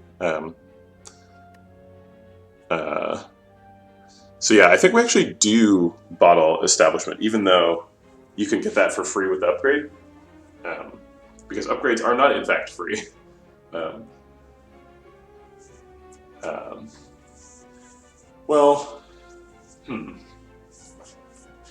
guess it kind of depends on how desperate I am to get Establishment in the opening hand and have Mantra be retained.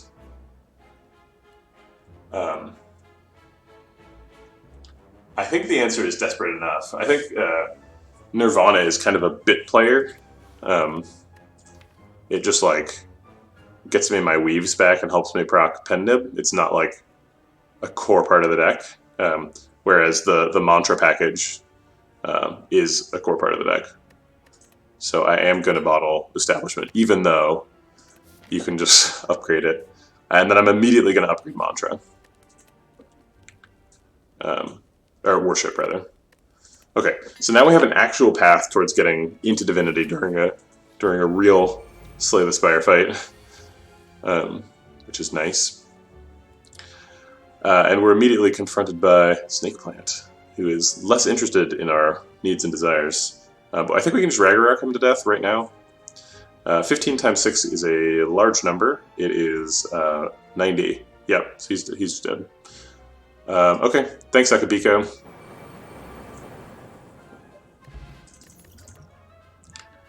There's prostrate.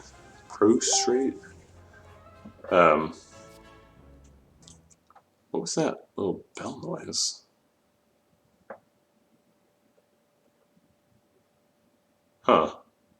I have no idea what that sound was. Something tried to notify me, and I don't know what it was. Oh, I think that was like a Facebook message.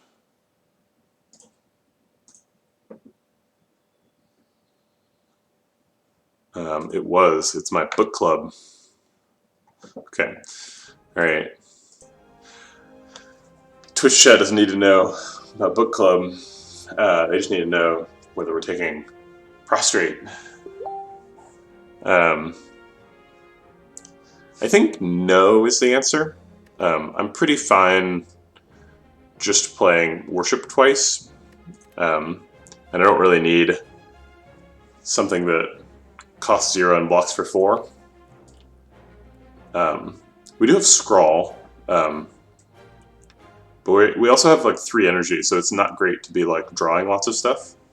And therefore we have no draw, right? So we have very limited capacity for drawing stuff. Although with establishment, we are going to have more 0-cost stuff in the deck, because perseverance, protect, and worship are all going to cost 0 over the course of a long fight.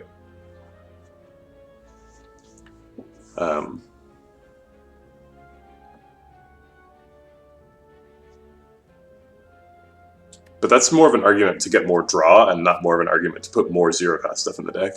So I think we're skipping here.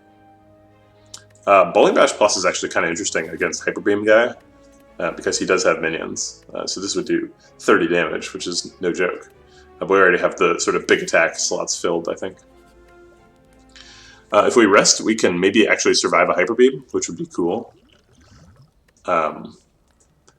If we upgrade... We could upgrade Perseverance, and that also helps us survive Hyper Beam.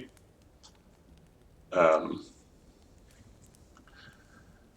really worried about being ashamed when Hyper Beam comes. If that happens, we're in big trouble. We do have orange palettes, so we can actually purge the shame, theoretically. We would have to draw Foresight on the perfect turn, because obviously we're going to play Establishment on turn 1.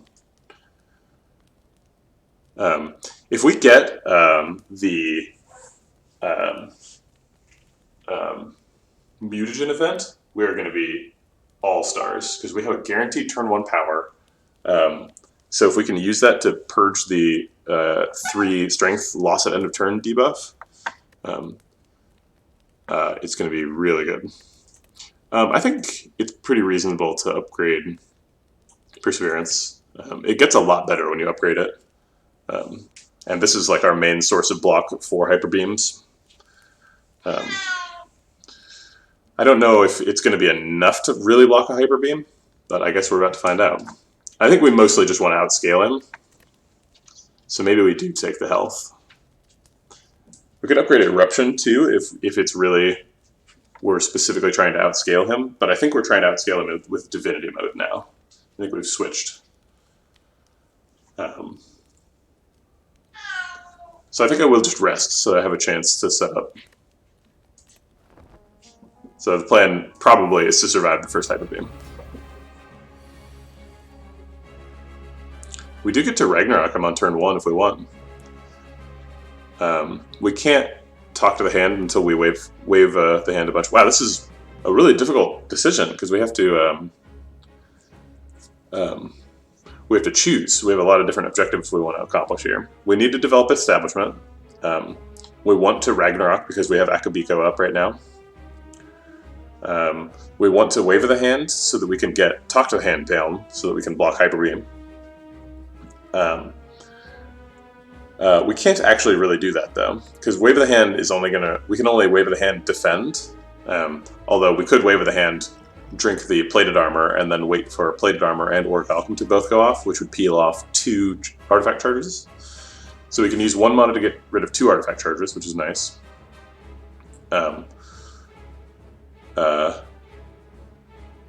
but we can also use 1 mana to develop Establishment, right? And if we do Ragnarok on turn 1, it's doing 90 damage, which I suppose isn't a tremendous amount. So I think probably what we're doing is skipping Ragnarok so that we can Establishment, Wave of the Hand, and just play some other attacks.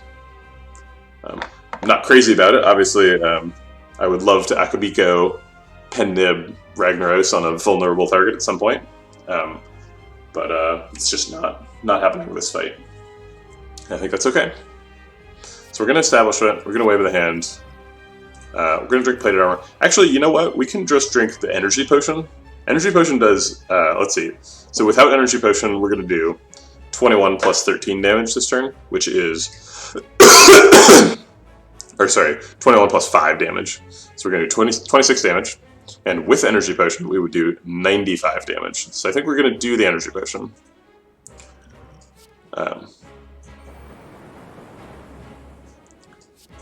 Neat.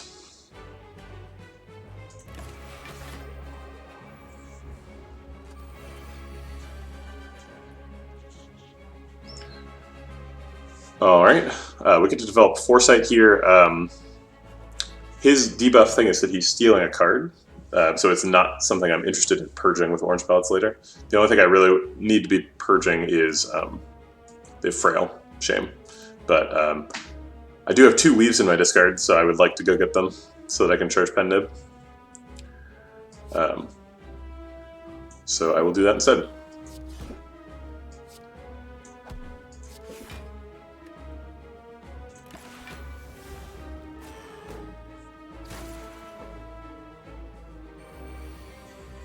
Okay, so we get to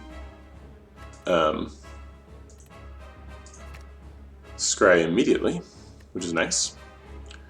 I'm not a huge fan of going into Brilliant Calm, but I think I will keep it just in case, because I am getting attacked for 16 here.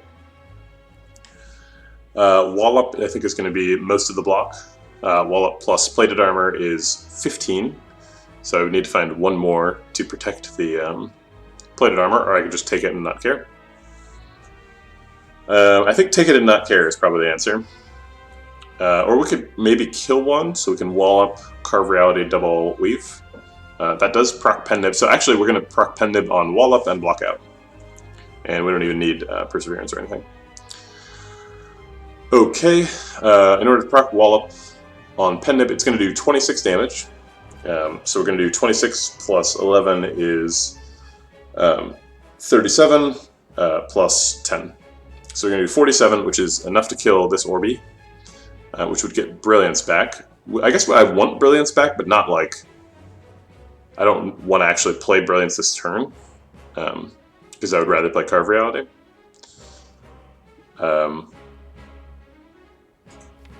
We're getting Worship up next turn, most likely. I guess just killing a orb is its own reward. I don't need to be incentivized to do that by the card that I would get back. Okay. We are proccing Calipers now. Frail is not here. He is attacking for 24.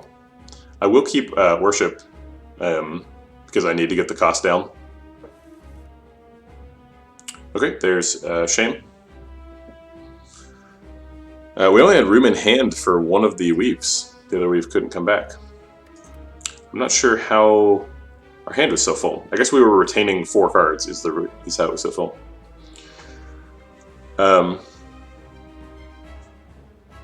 Okay, so Smite costs 0, so we should just probably fire off a Smite. I guess we could save our Smite for once Talk to the Hand is active. We have to get rid of... well, actually, we're okay retaining 5 this turn because we're going to shuffle, so neither of the Weaves is going to be active. I guess technically we could cause a shuffle a little bit early and keep this Weave around, but that seems like a waste of Scrawl. We could protect and defend to block out. Let's see, so protect and defend blocks for 17, plus the 7 I've got. Yeah, so that blocks out. And then we can just weave smite the little guy. Let's go ahead and do the protect defend. I guess I need to spend 1 more energy. I could just miracle out worship. I do want to get it established, but if we do it right now, then it gets into the next shuffle, which means we get to cast it 1 extra time in the fight, basically, which actually seems pretty important. So I guess I will do that.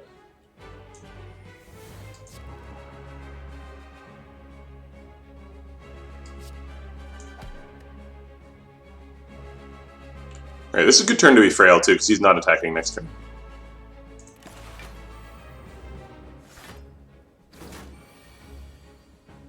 I'll keep that.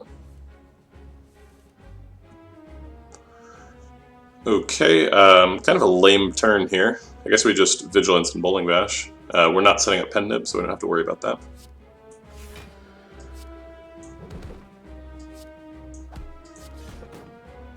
He is going to steal something, and that something is probably going to be... Well, I guess there's a lot of options. It's going to be one of the 2 Brilliances, Ragnarok or Scrawl. I guess the most likely option is one of the Brilliances.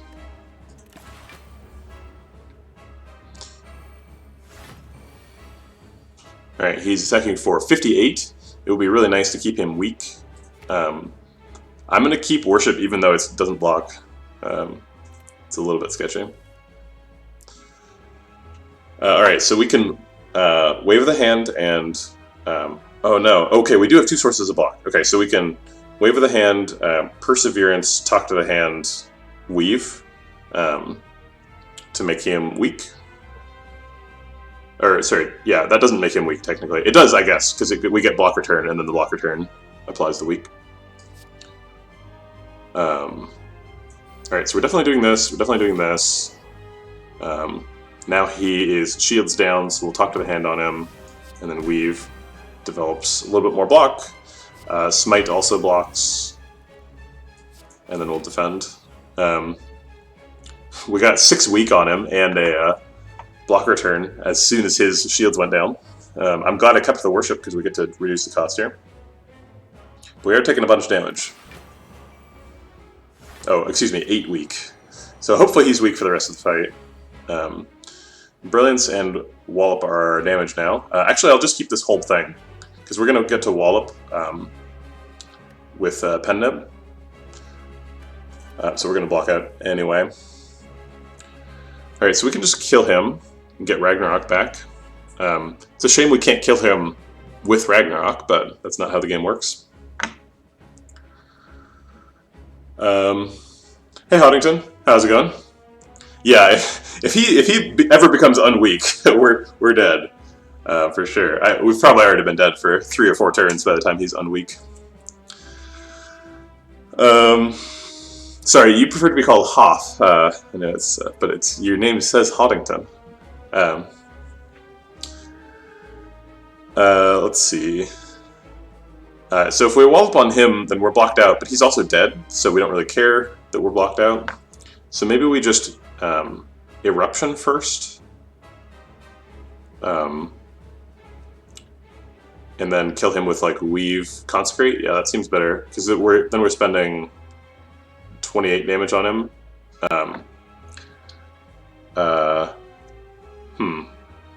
I guess 28 is larger than 26, so that's even more wasteful.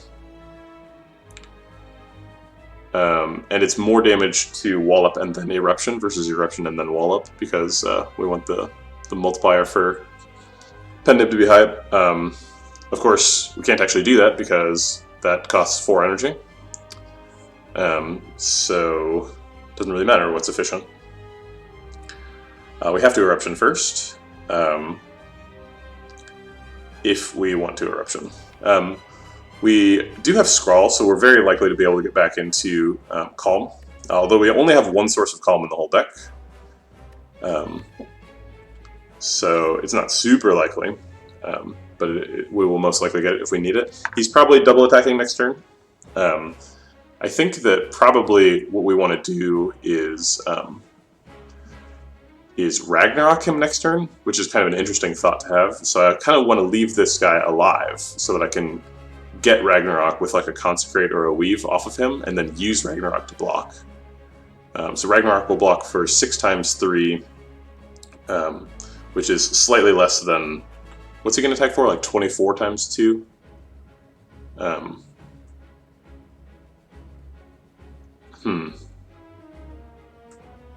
We can actually go into Divinity next turn too, because this is going to be free. So this is going to be free. We're going to have a bunch of energy next turn. Okay, we're going to have a bunch of energy and Scrawl next turn. So I think the plan is to kill him next turn with Ragnarok, probably. So we need to play like all these attacks. We probably don't need the Calm Energy next turn, so I'm going to take the Calm Energy now to do extra attacks to reproc Pen Nib.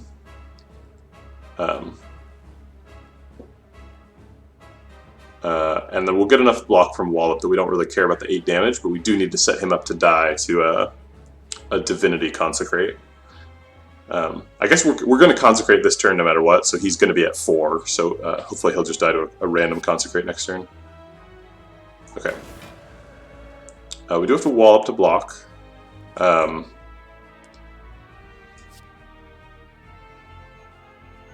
Should we just go into Divinity now? Was that a mistake? If we go into Divinity now, we Brilliance him for... what's the root damage on this card? It's 12. So it's 12 plus we would have gained 10 Divinity, so it would be 22 times 3 is 66. So it would be 66 damage from that, plus 27 from this. No, I don't think it's lethal. I guess I could just take the 12. I don't care that much. And if we're killing him next turn, it doesn't matter. And we do get more damage from Brilliance Carve Reality than we get from Wallop by a pretty significant margin. And we develop a Smite, which costs 0 next turn. Having a 0-cost Smite on your Divinity turn seems like a good idea. Okay.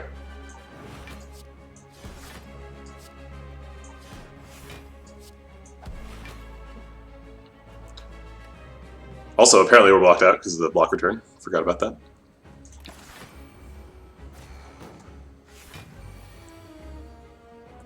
We will get rid of all the defensive stuff because we're trying to kill him. Okay, we can't play Eruption. I guess we could play Eruption and then Worship. If we feel like we really need the extra damage. He's only attacking for 15 times 2, so it's maybe we actually do block him out. Excuse me, I'm having a package delivered.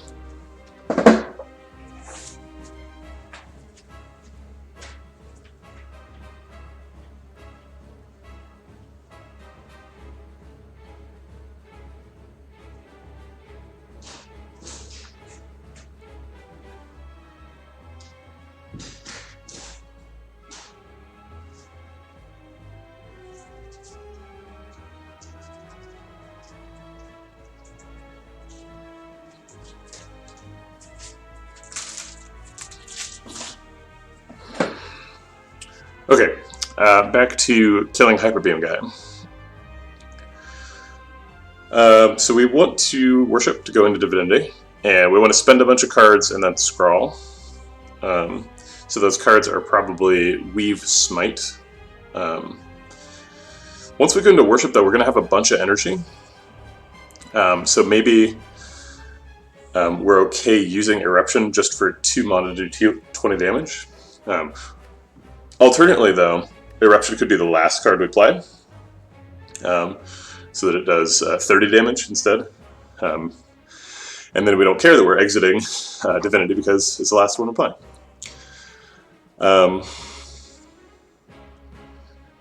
Okay, let's go ahead and Worship first. And then we'll play the free spells. And then, yeah, it looks like we're definitely killing. Okay, so we can just Weave on that orb, and then we have lethal with Ragnarok. I guess we want to recharge Pen Nib for the first fight of floor 3.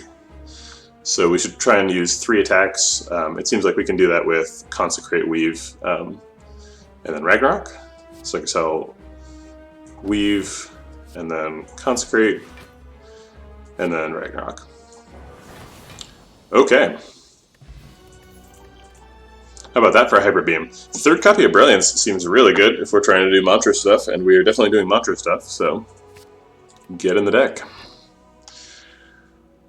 This deck has tremendous mana problems early on. Being a 3 energy deck is kind of a pain, especially considering we have Bag of Prep on turn 1. We're like almost never able to spend our mana effectively. So starting in Calm seems... Oh wait, that isn't starting in Calm. That's the other one. Well, we don't do much stance dancing, so this one's pretty useless.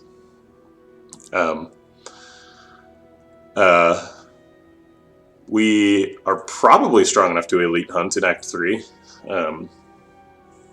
We have to be pretty careful to like enter fights with Pen Nib active because we have Akabiko, so we can't like spend an attack charging Pen Nib and then do Pen Nib. We have to like... To get these to combine, we have to do it on the first fight, the first attack of the fight.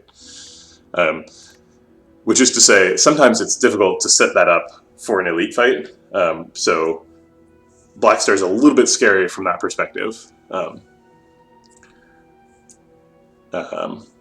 Tiny House is always better than Skip, so we're never skipping. Tiny House, I think, is also significantly better than Violet Lotus here. We just don't change stances very much. So, I think it's between Tiny House and Black Star. We have a ton of really good relics. Honestly, we're kind of just looking for fasting to combo with orange pellets. So maybe we take Tiny House and just for the card reward. And obviously for the like potion and the upgrade. I'm not sure what we want the upgrade to hit. I think all the really important upgrades we already have. If it hits Establishment, it does nothing because we bottled it. I guess the best one's probably Foresight, maybe Perseverance. Wait, I thought I upgraded Perseverance. No, I guess I rested instead of upgrading Perseverance. And I guess I'm glad I did because I would have died otherwise. So I guess Perseverance is the best upgrade. Yeah, I guess Tiny House. Black Star is way more exciting. But we don't really need more relics to win this run. What do we need to win this run? That felt pretty powerful. We need to remove the shame. We need to probably find another copy of Worship and upgrade it.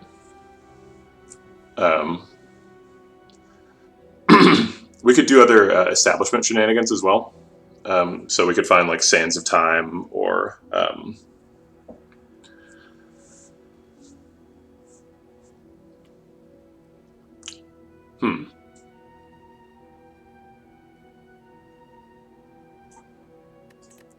we do have to fight the Mega Elite next act, so we're going to fight at least one Elite.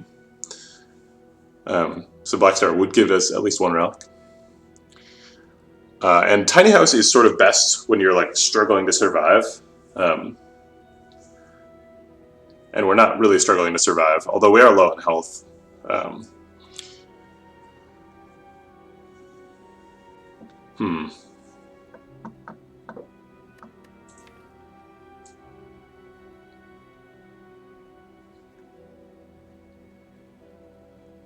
I guess an upgrade to Protect or Eruption would also be quite good. Protect, Eruption, Weave, Foresight are sort of the best upgrades. Perseverance.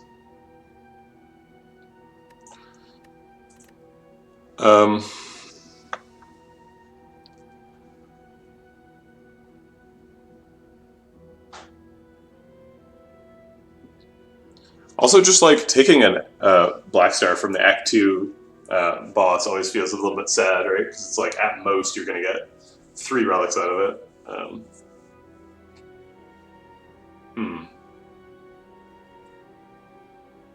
But those 3 relics have quite a bit of a higher ceiling than Tiny House. I guess the best outcome from Tiny House is we get like an artifact pot, and then we can combine it with the speed pot. We don't really need an artifact potion though. I guess, okay, here's the thing. We have orange pellets, so speed pots and flex pots are way better than normal. So maybe we pick Tiny House just for that. Yeah, okay, alright, Tiny House it is.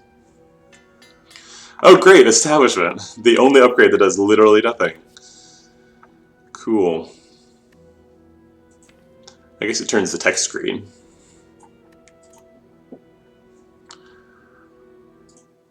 Cut Through Fate redraws our weaves. We don't do enough stancing for halt. Carved Reality is nice because we do have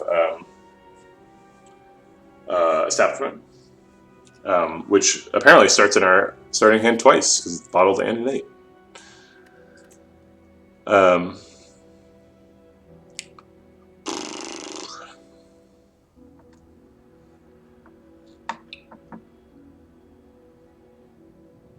We already have a copy of Carved Reality. The deck's kind of full.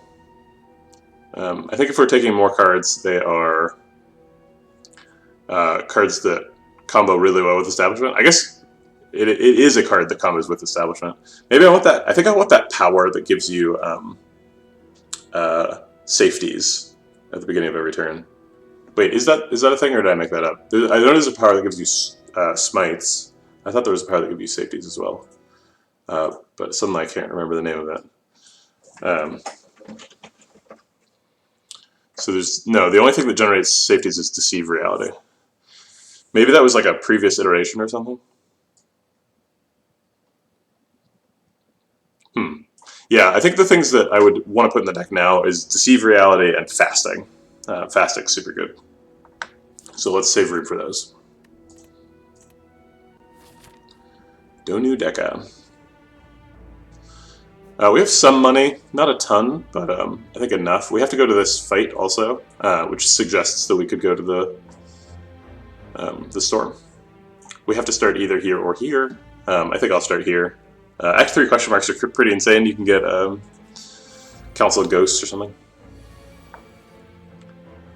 Alright, we have Pen Nib up. We didn't draw Ragnarok, which is unfortunate. We could just defend this turn and wait for Ragnarok. We have Establishment Worship. So we can just like Establishment, Vigilance, Coin, Defend, and block out. We could also Speed Pot and then Purge the debuff. Although that would require us to use an attack. We could also just try and kill him. Worship plus Brilliance does 52 damage. 52 plus... I don't even know what damage this would do if it wasn't Pen-Nibbed and Akabiko'd. I guess it does 8. So we would do 52 plus 8. Which doesn't seem like enough.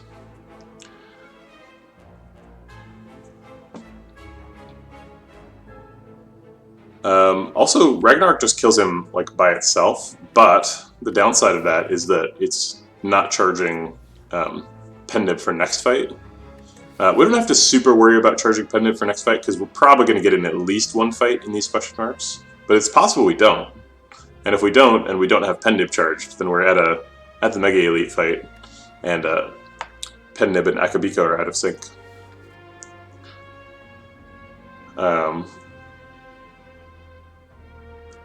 Okay, so I think we probably like Establishment, Brilliance, Miracle, Vigilance here. Just to get some damage started. I guess I will do the Speed Pot, because it blocks for 3 right now and probably more later. He tends to scale up pretty quickly.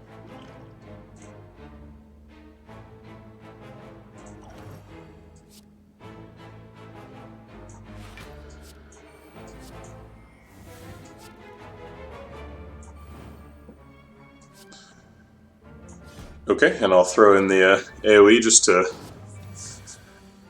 start recharging Pen-Nib. We can kill him right now with Ragnarok Consecrate, is that true? Yeah, Ragnarok by itself does 42. Or we can wall up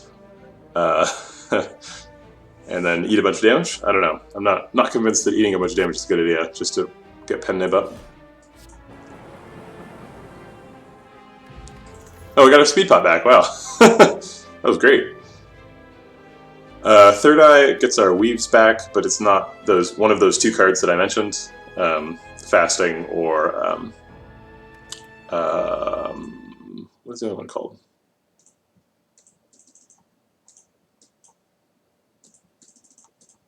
Oh my god, I can't find it. Deceive Reality, maybe? So we'll skip. Alright, we get a free upgrade. I was talking about getting an upgrade on Perseverance as being the highest priority. There's a bunch of other random ones that are okay, but I think Perseverance is by far the best. We definitely don't want the Relic. Pain is quite bad. We already have one Curse we're trying to remove. And most of our cards are upgraded anyway, so the Relic is not that good. Boom. Persevered. Do we generate cards? We do, right? Yeah, we generate cards with Carve Reality. So we would get upgraded Smites with Master Reality. I guess that's the only card we're generating, which is probably not a good enough reason to buy that card. Master Reality. It is a power, so we get to purge debuffs with it, which is neat. Also, it's too expensive, so we can't card remove and buy it, so I think we're going to card remove. I think that's a way higher priority. That Frail is pretty damaging. Okay. Applying Vulnerable. We don't have any way to apply Vulnerable right now. If we're able to apply Vulnerable and then get into Divinity form, we do lots of damage. We also have tons of way to peel off, or I say tons of ways, but I have one really powerful way of peeling off artifact charges, which is Wave of the Hand. But against Donu Deka, I'm not sure that I will necessarily get that to go. They do start with quite a few artifact charges. Crush Joints is another way of applying Vulnerable. A little bit less of a commitment, since you don't have to be in Wrath to do it, and I'm not very good at getting into Wrath. Maybe we just take Good Instincts, since we're a 3 energy deck. And we do have Wave of the Hand? Yeah, Wave of the Hand. Good Instincts is pretty good with Wave of the Hand. Although it doesn't retain or anything, you know, so it's not like...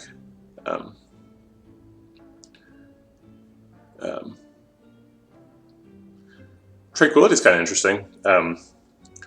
We could... since we have Establishment, we could retain this Tranquility and make it cost 0 pretty easily. It's like a card you have to draw, though. It helps to alleviate mana issues, but it really only helps to alleviate mana issues on like the turn when you enter Divinity, which is not generally a turn when you have mana issues.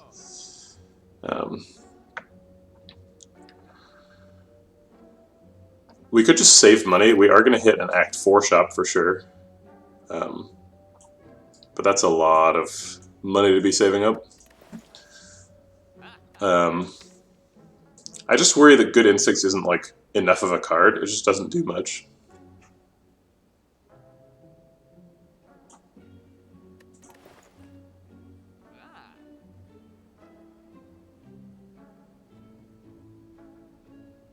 Yeah, I think I just skipped on the rest of this. Okay.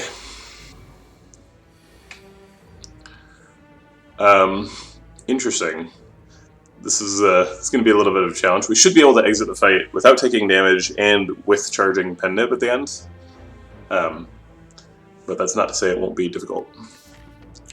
Most likely this is not a fight. So it really is important that we end this fight with Pen Nib charged. So we're probably going to have to do a lot of the damage with Wallop. Alternately, we could somehow like find a huge amount of block, and then with Calipers, keep it while we attack those spikers. We do have Perseverance, so eventually that'll do a lot of block, so maybe we can like Perseverance and hit a spiker. But right now we should kill the Repulsor. I guess Bowling Bash does more damage than Wall. Bowling Bash just straight up kills him. Which I guess is nice because we don't get any dazes. And then we can wall up one of the spikers, which doesn't make us take damage. Because we get the block return first. And then I guess I have to Miracle Establishment because I counted poorly.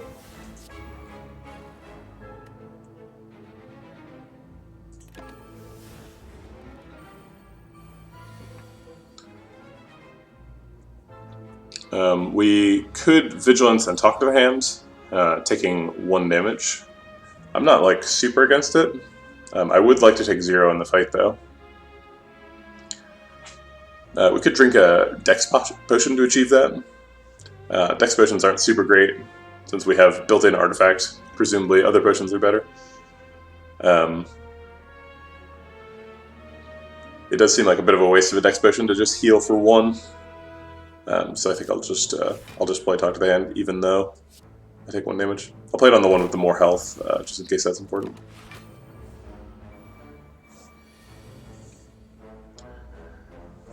Alright, Wave of the Hand, Defend. Actually, just Wave of the Hand applies some weak because of Orc Alchem. And then I guess I could fit in Worship. I'd prefer to wait until Worship costs 0 or near 0. But Wave of the Hand Pass seems like kind of a weak turn. I guess that's what I'm doing though.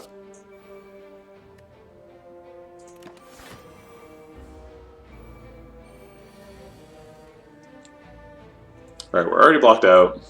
I think we're just passing again.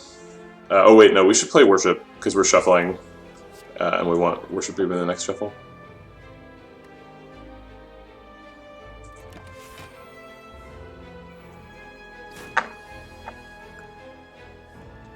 So probably we need to, let's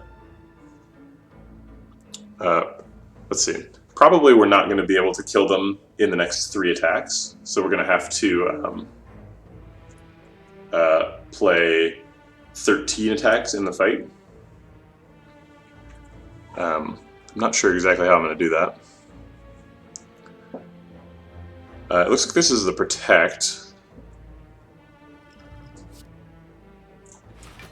Just to block the 9. We could use Scrawl here. Scrawl's not super useful. I guess we should have used it to find Talk Wave of the Hand before we protected, and if we wanted to do that. I will go ahead and use it. Yeah, there's Wave of the Hand. Okay, well I guess Wave of the Hand double defend is fine.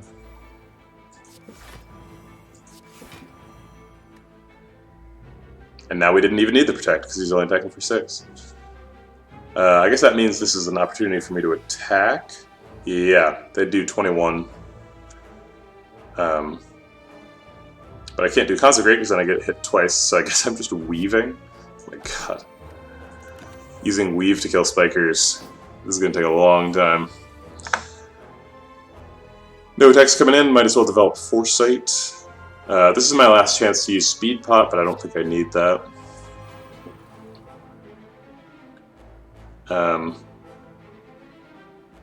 If I Vigilance Defend, I block for 14, which is not enough to keep 1 with Calipers. So, or enough to attack. So I will pass. I'll keep Wallop. Seems like Wallop's probably my main way of doing damage here. We can enter Divinity and then Wallop. Maybe if I had kept Ragnarok, we could have killed here.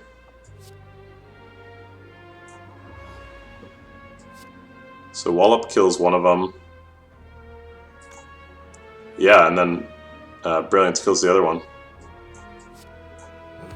So we did actually do it with 3 attacks, despite my expectations. This blocks perfectly because we get the 3 block return before the 17 damage return. Cool. Pen nib set up.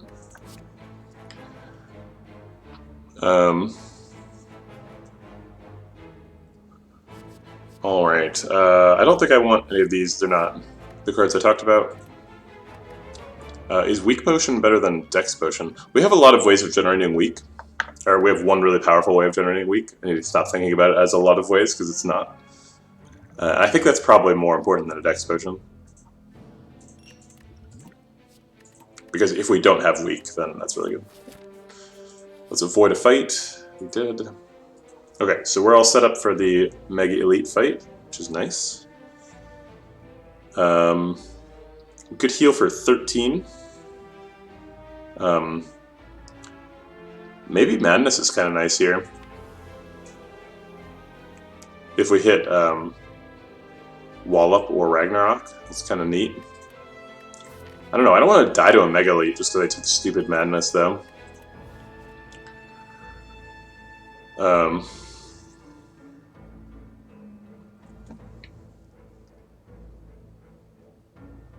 And you can't control it, although it never hits 0 or X cost things, which is a lot of the cards in the deck.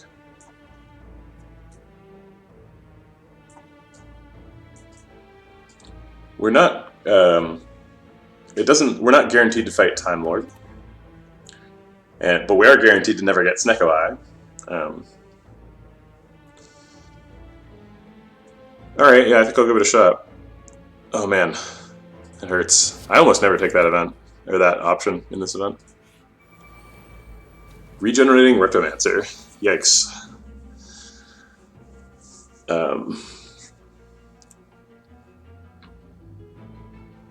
We didn't draw Ragnarok on turn 1, which is the dream. I do think we're going to use Speed Pot, so we do have to use an attack. I guess that attack is going to be Wallop. So we'll Wallop one of the daggers. We only block for 25 because the rest of the damage doesn't count. I guess if we're really aggressive, we could try and Wallop on Rectomancer, and then yeah, but then we have to kill the daggers next turn. No, that's suicide.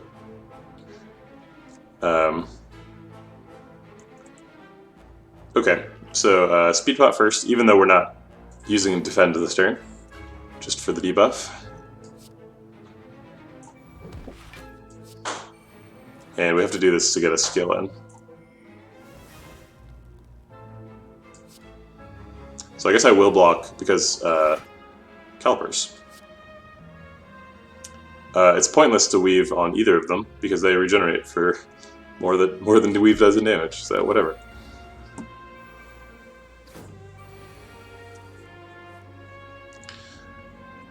I'm glad I didn't wait around for Ragnarok because it's not here. I guess I could scroll for it, maybe it's in there, but getting hit for a lot of damage, and Wave of the Hand is nowhere to be found. We do have Weak Potion, and we did manage to save 11 block from last turn. I think first priority is probably killing the dagger, which probably Brilliance plus something from Scrawl. 2 Weaves would do it. 2 Consecrates would do it. Ouch. Do we have to use Talk to the Hand on a regenerating dagger? This seems like a really bad idea.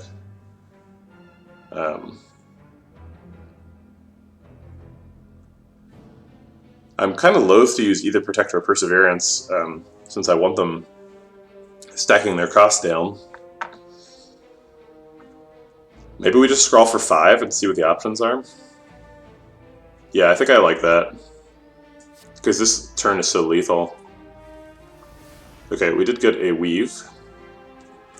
But not 2 Weaves. Maybe we would have gotten 2 Weaves if... Oh wait, no, we can't get 2 Weaves. The other Weave is in the discard. So we got no Consecrates and no Bowling Bash.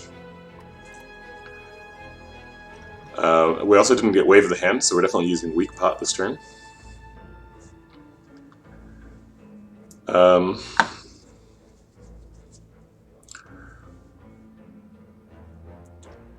If we use Ragnarok, we open ourselves up to disasters where we can't kill this dagger. So I think we probably skip Ragnarok this turn. And then maybe it's just Talk to the Hand, Brilliance, Weave on the weak dagger. for 6 block, and then protect. Let's see, we have 5 dexterity. Surely that we can do better than that.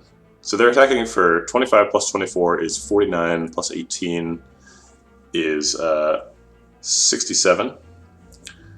I'm currently blocking for 11, so I need to block for 56 more. Protect blocks for 17, and Perseverance blocks for 12. That's 19. And block for 29. So I would take like 30 plus. It's a lot of damage. How else am I surviving though? If I'm like, if I kill this one, then I'm taking way less damage, and I'm blocking for 6. Excuse me. And then I guess I also protect. Yeah, I'm definitely not happy about the turn, but it seems like that has to be what it is.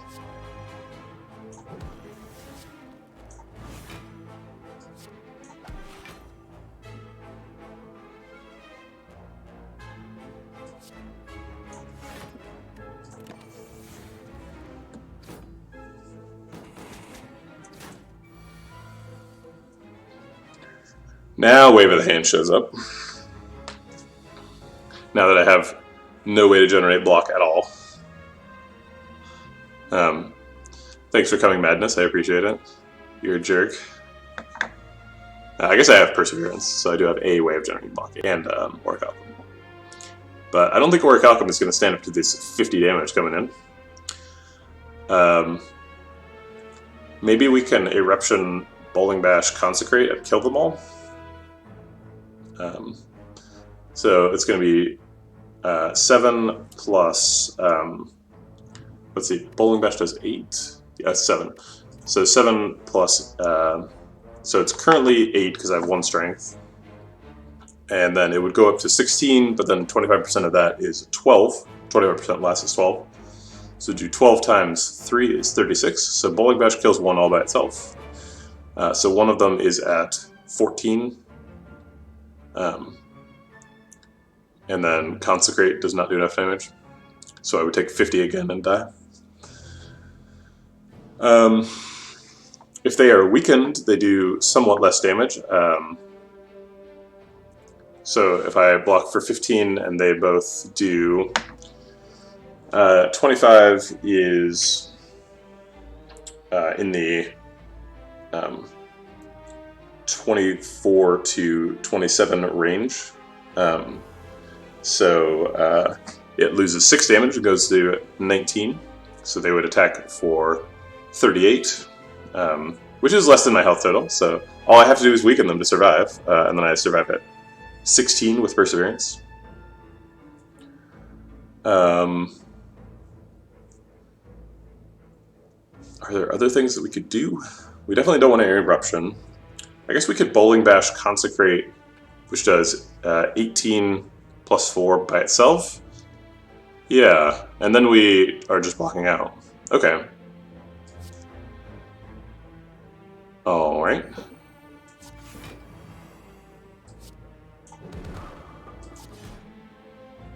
We could Madness and hope that it hits Eruption, but I don't really want to enter Eruption right now either.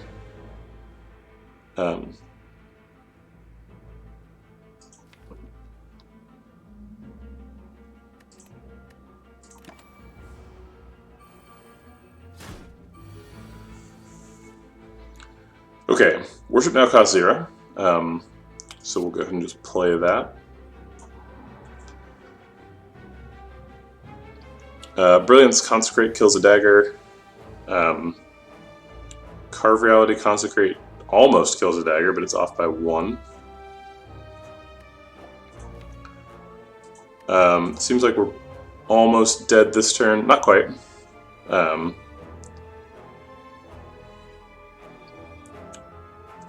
We're not charging Pen Nib.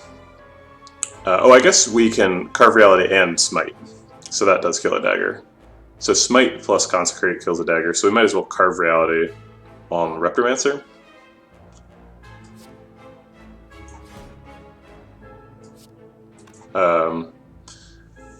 I guess this is too much energy. So I guess I just have to skip Foresight.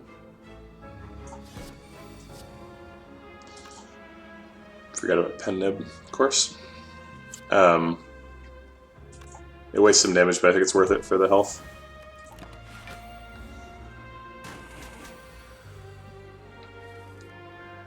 There's Ragnarok. Just missed. We could double defend to mostly block out, and then Madness and hope it hits Ragnarok. And even if it hits Brilliance, hey, it's 0-cost Brilliance. Oh, it did hit Ragnarok. That's very nice. Alright, we just have to survive to get back to it and be in Brilliance. We can go into Brilliance right now. And it seems like if we don't, we die. So I guess let's go for it.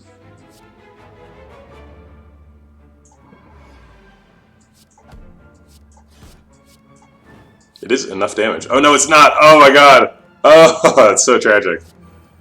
Wow.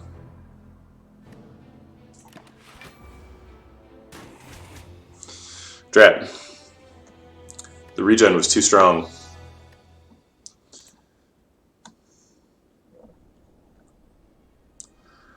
Okay, I think that's going to be it for me today, actually. I don't want to do another long one and get caught up, because I have a book club thing in a little bit. And my throat is hurting a little bit, so I'm going to take a little break, drink some water, get back to sounding like a human being in my own head, and do some game development work. So thanks for coming, everybody. Let me find somebody to raid. I don't know if I have... Actually, do I have any viewers right now? Let's find out. There are 2 people here, so I will find somebody for you to raid, probably Hoff.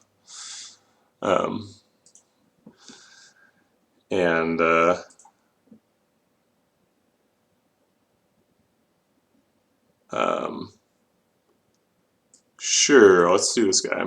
He looks fun.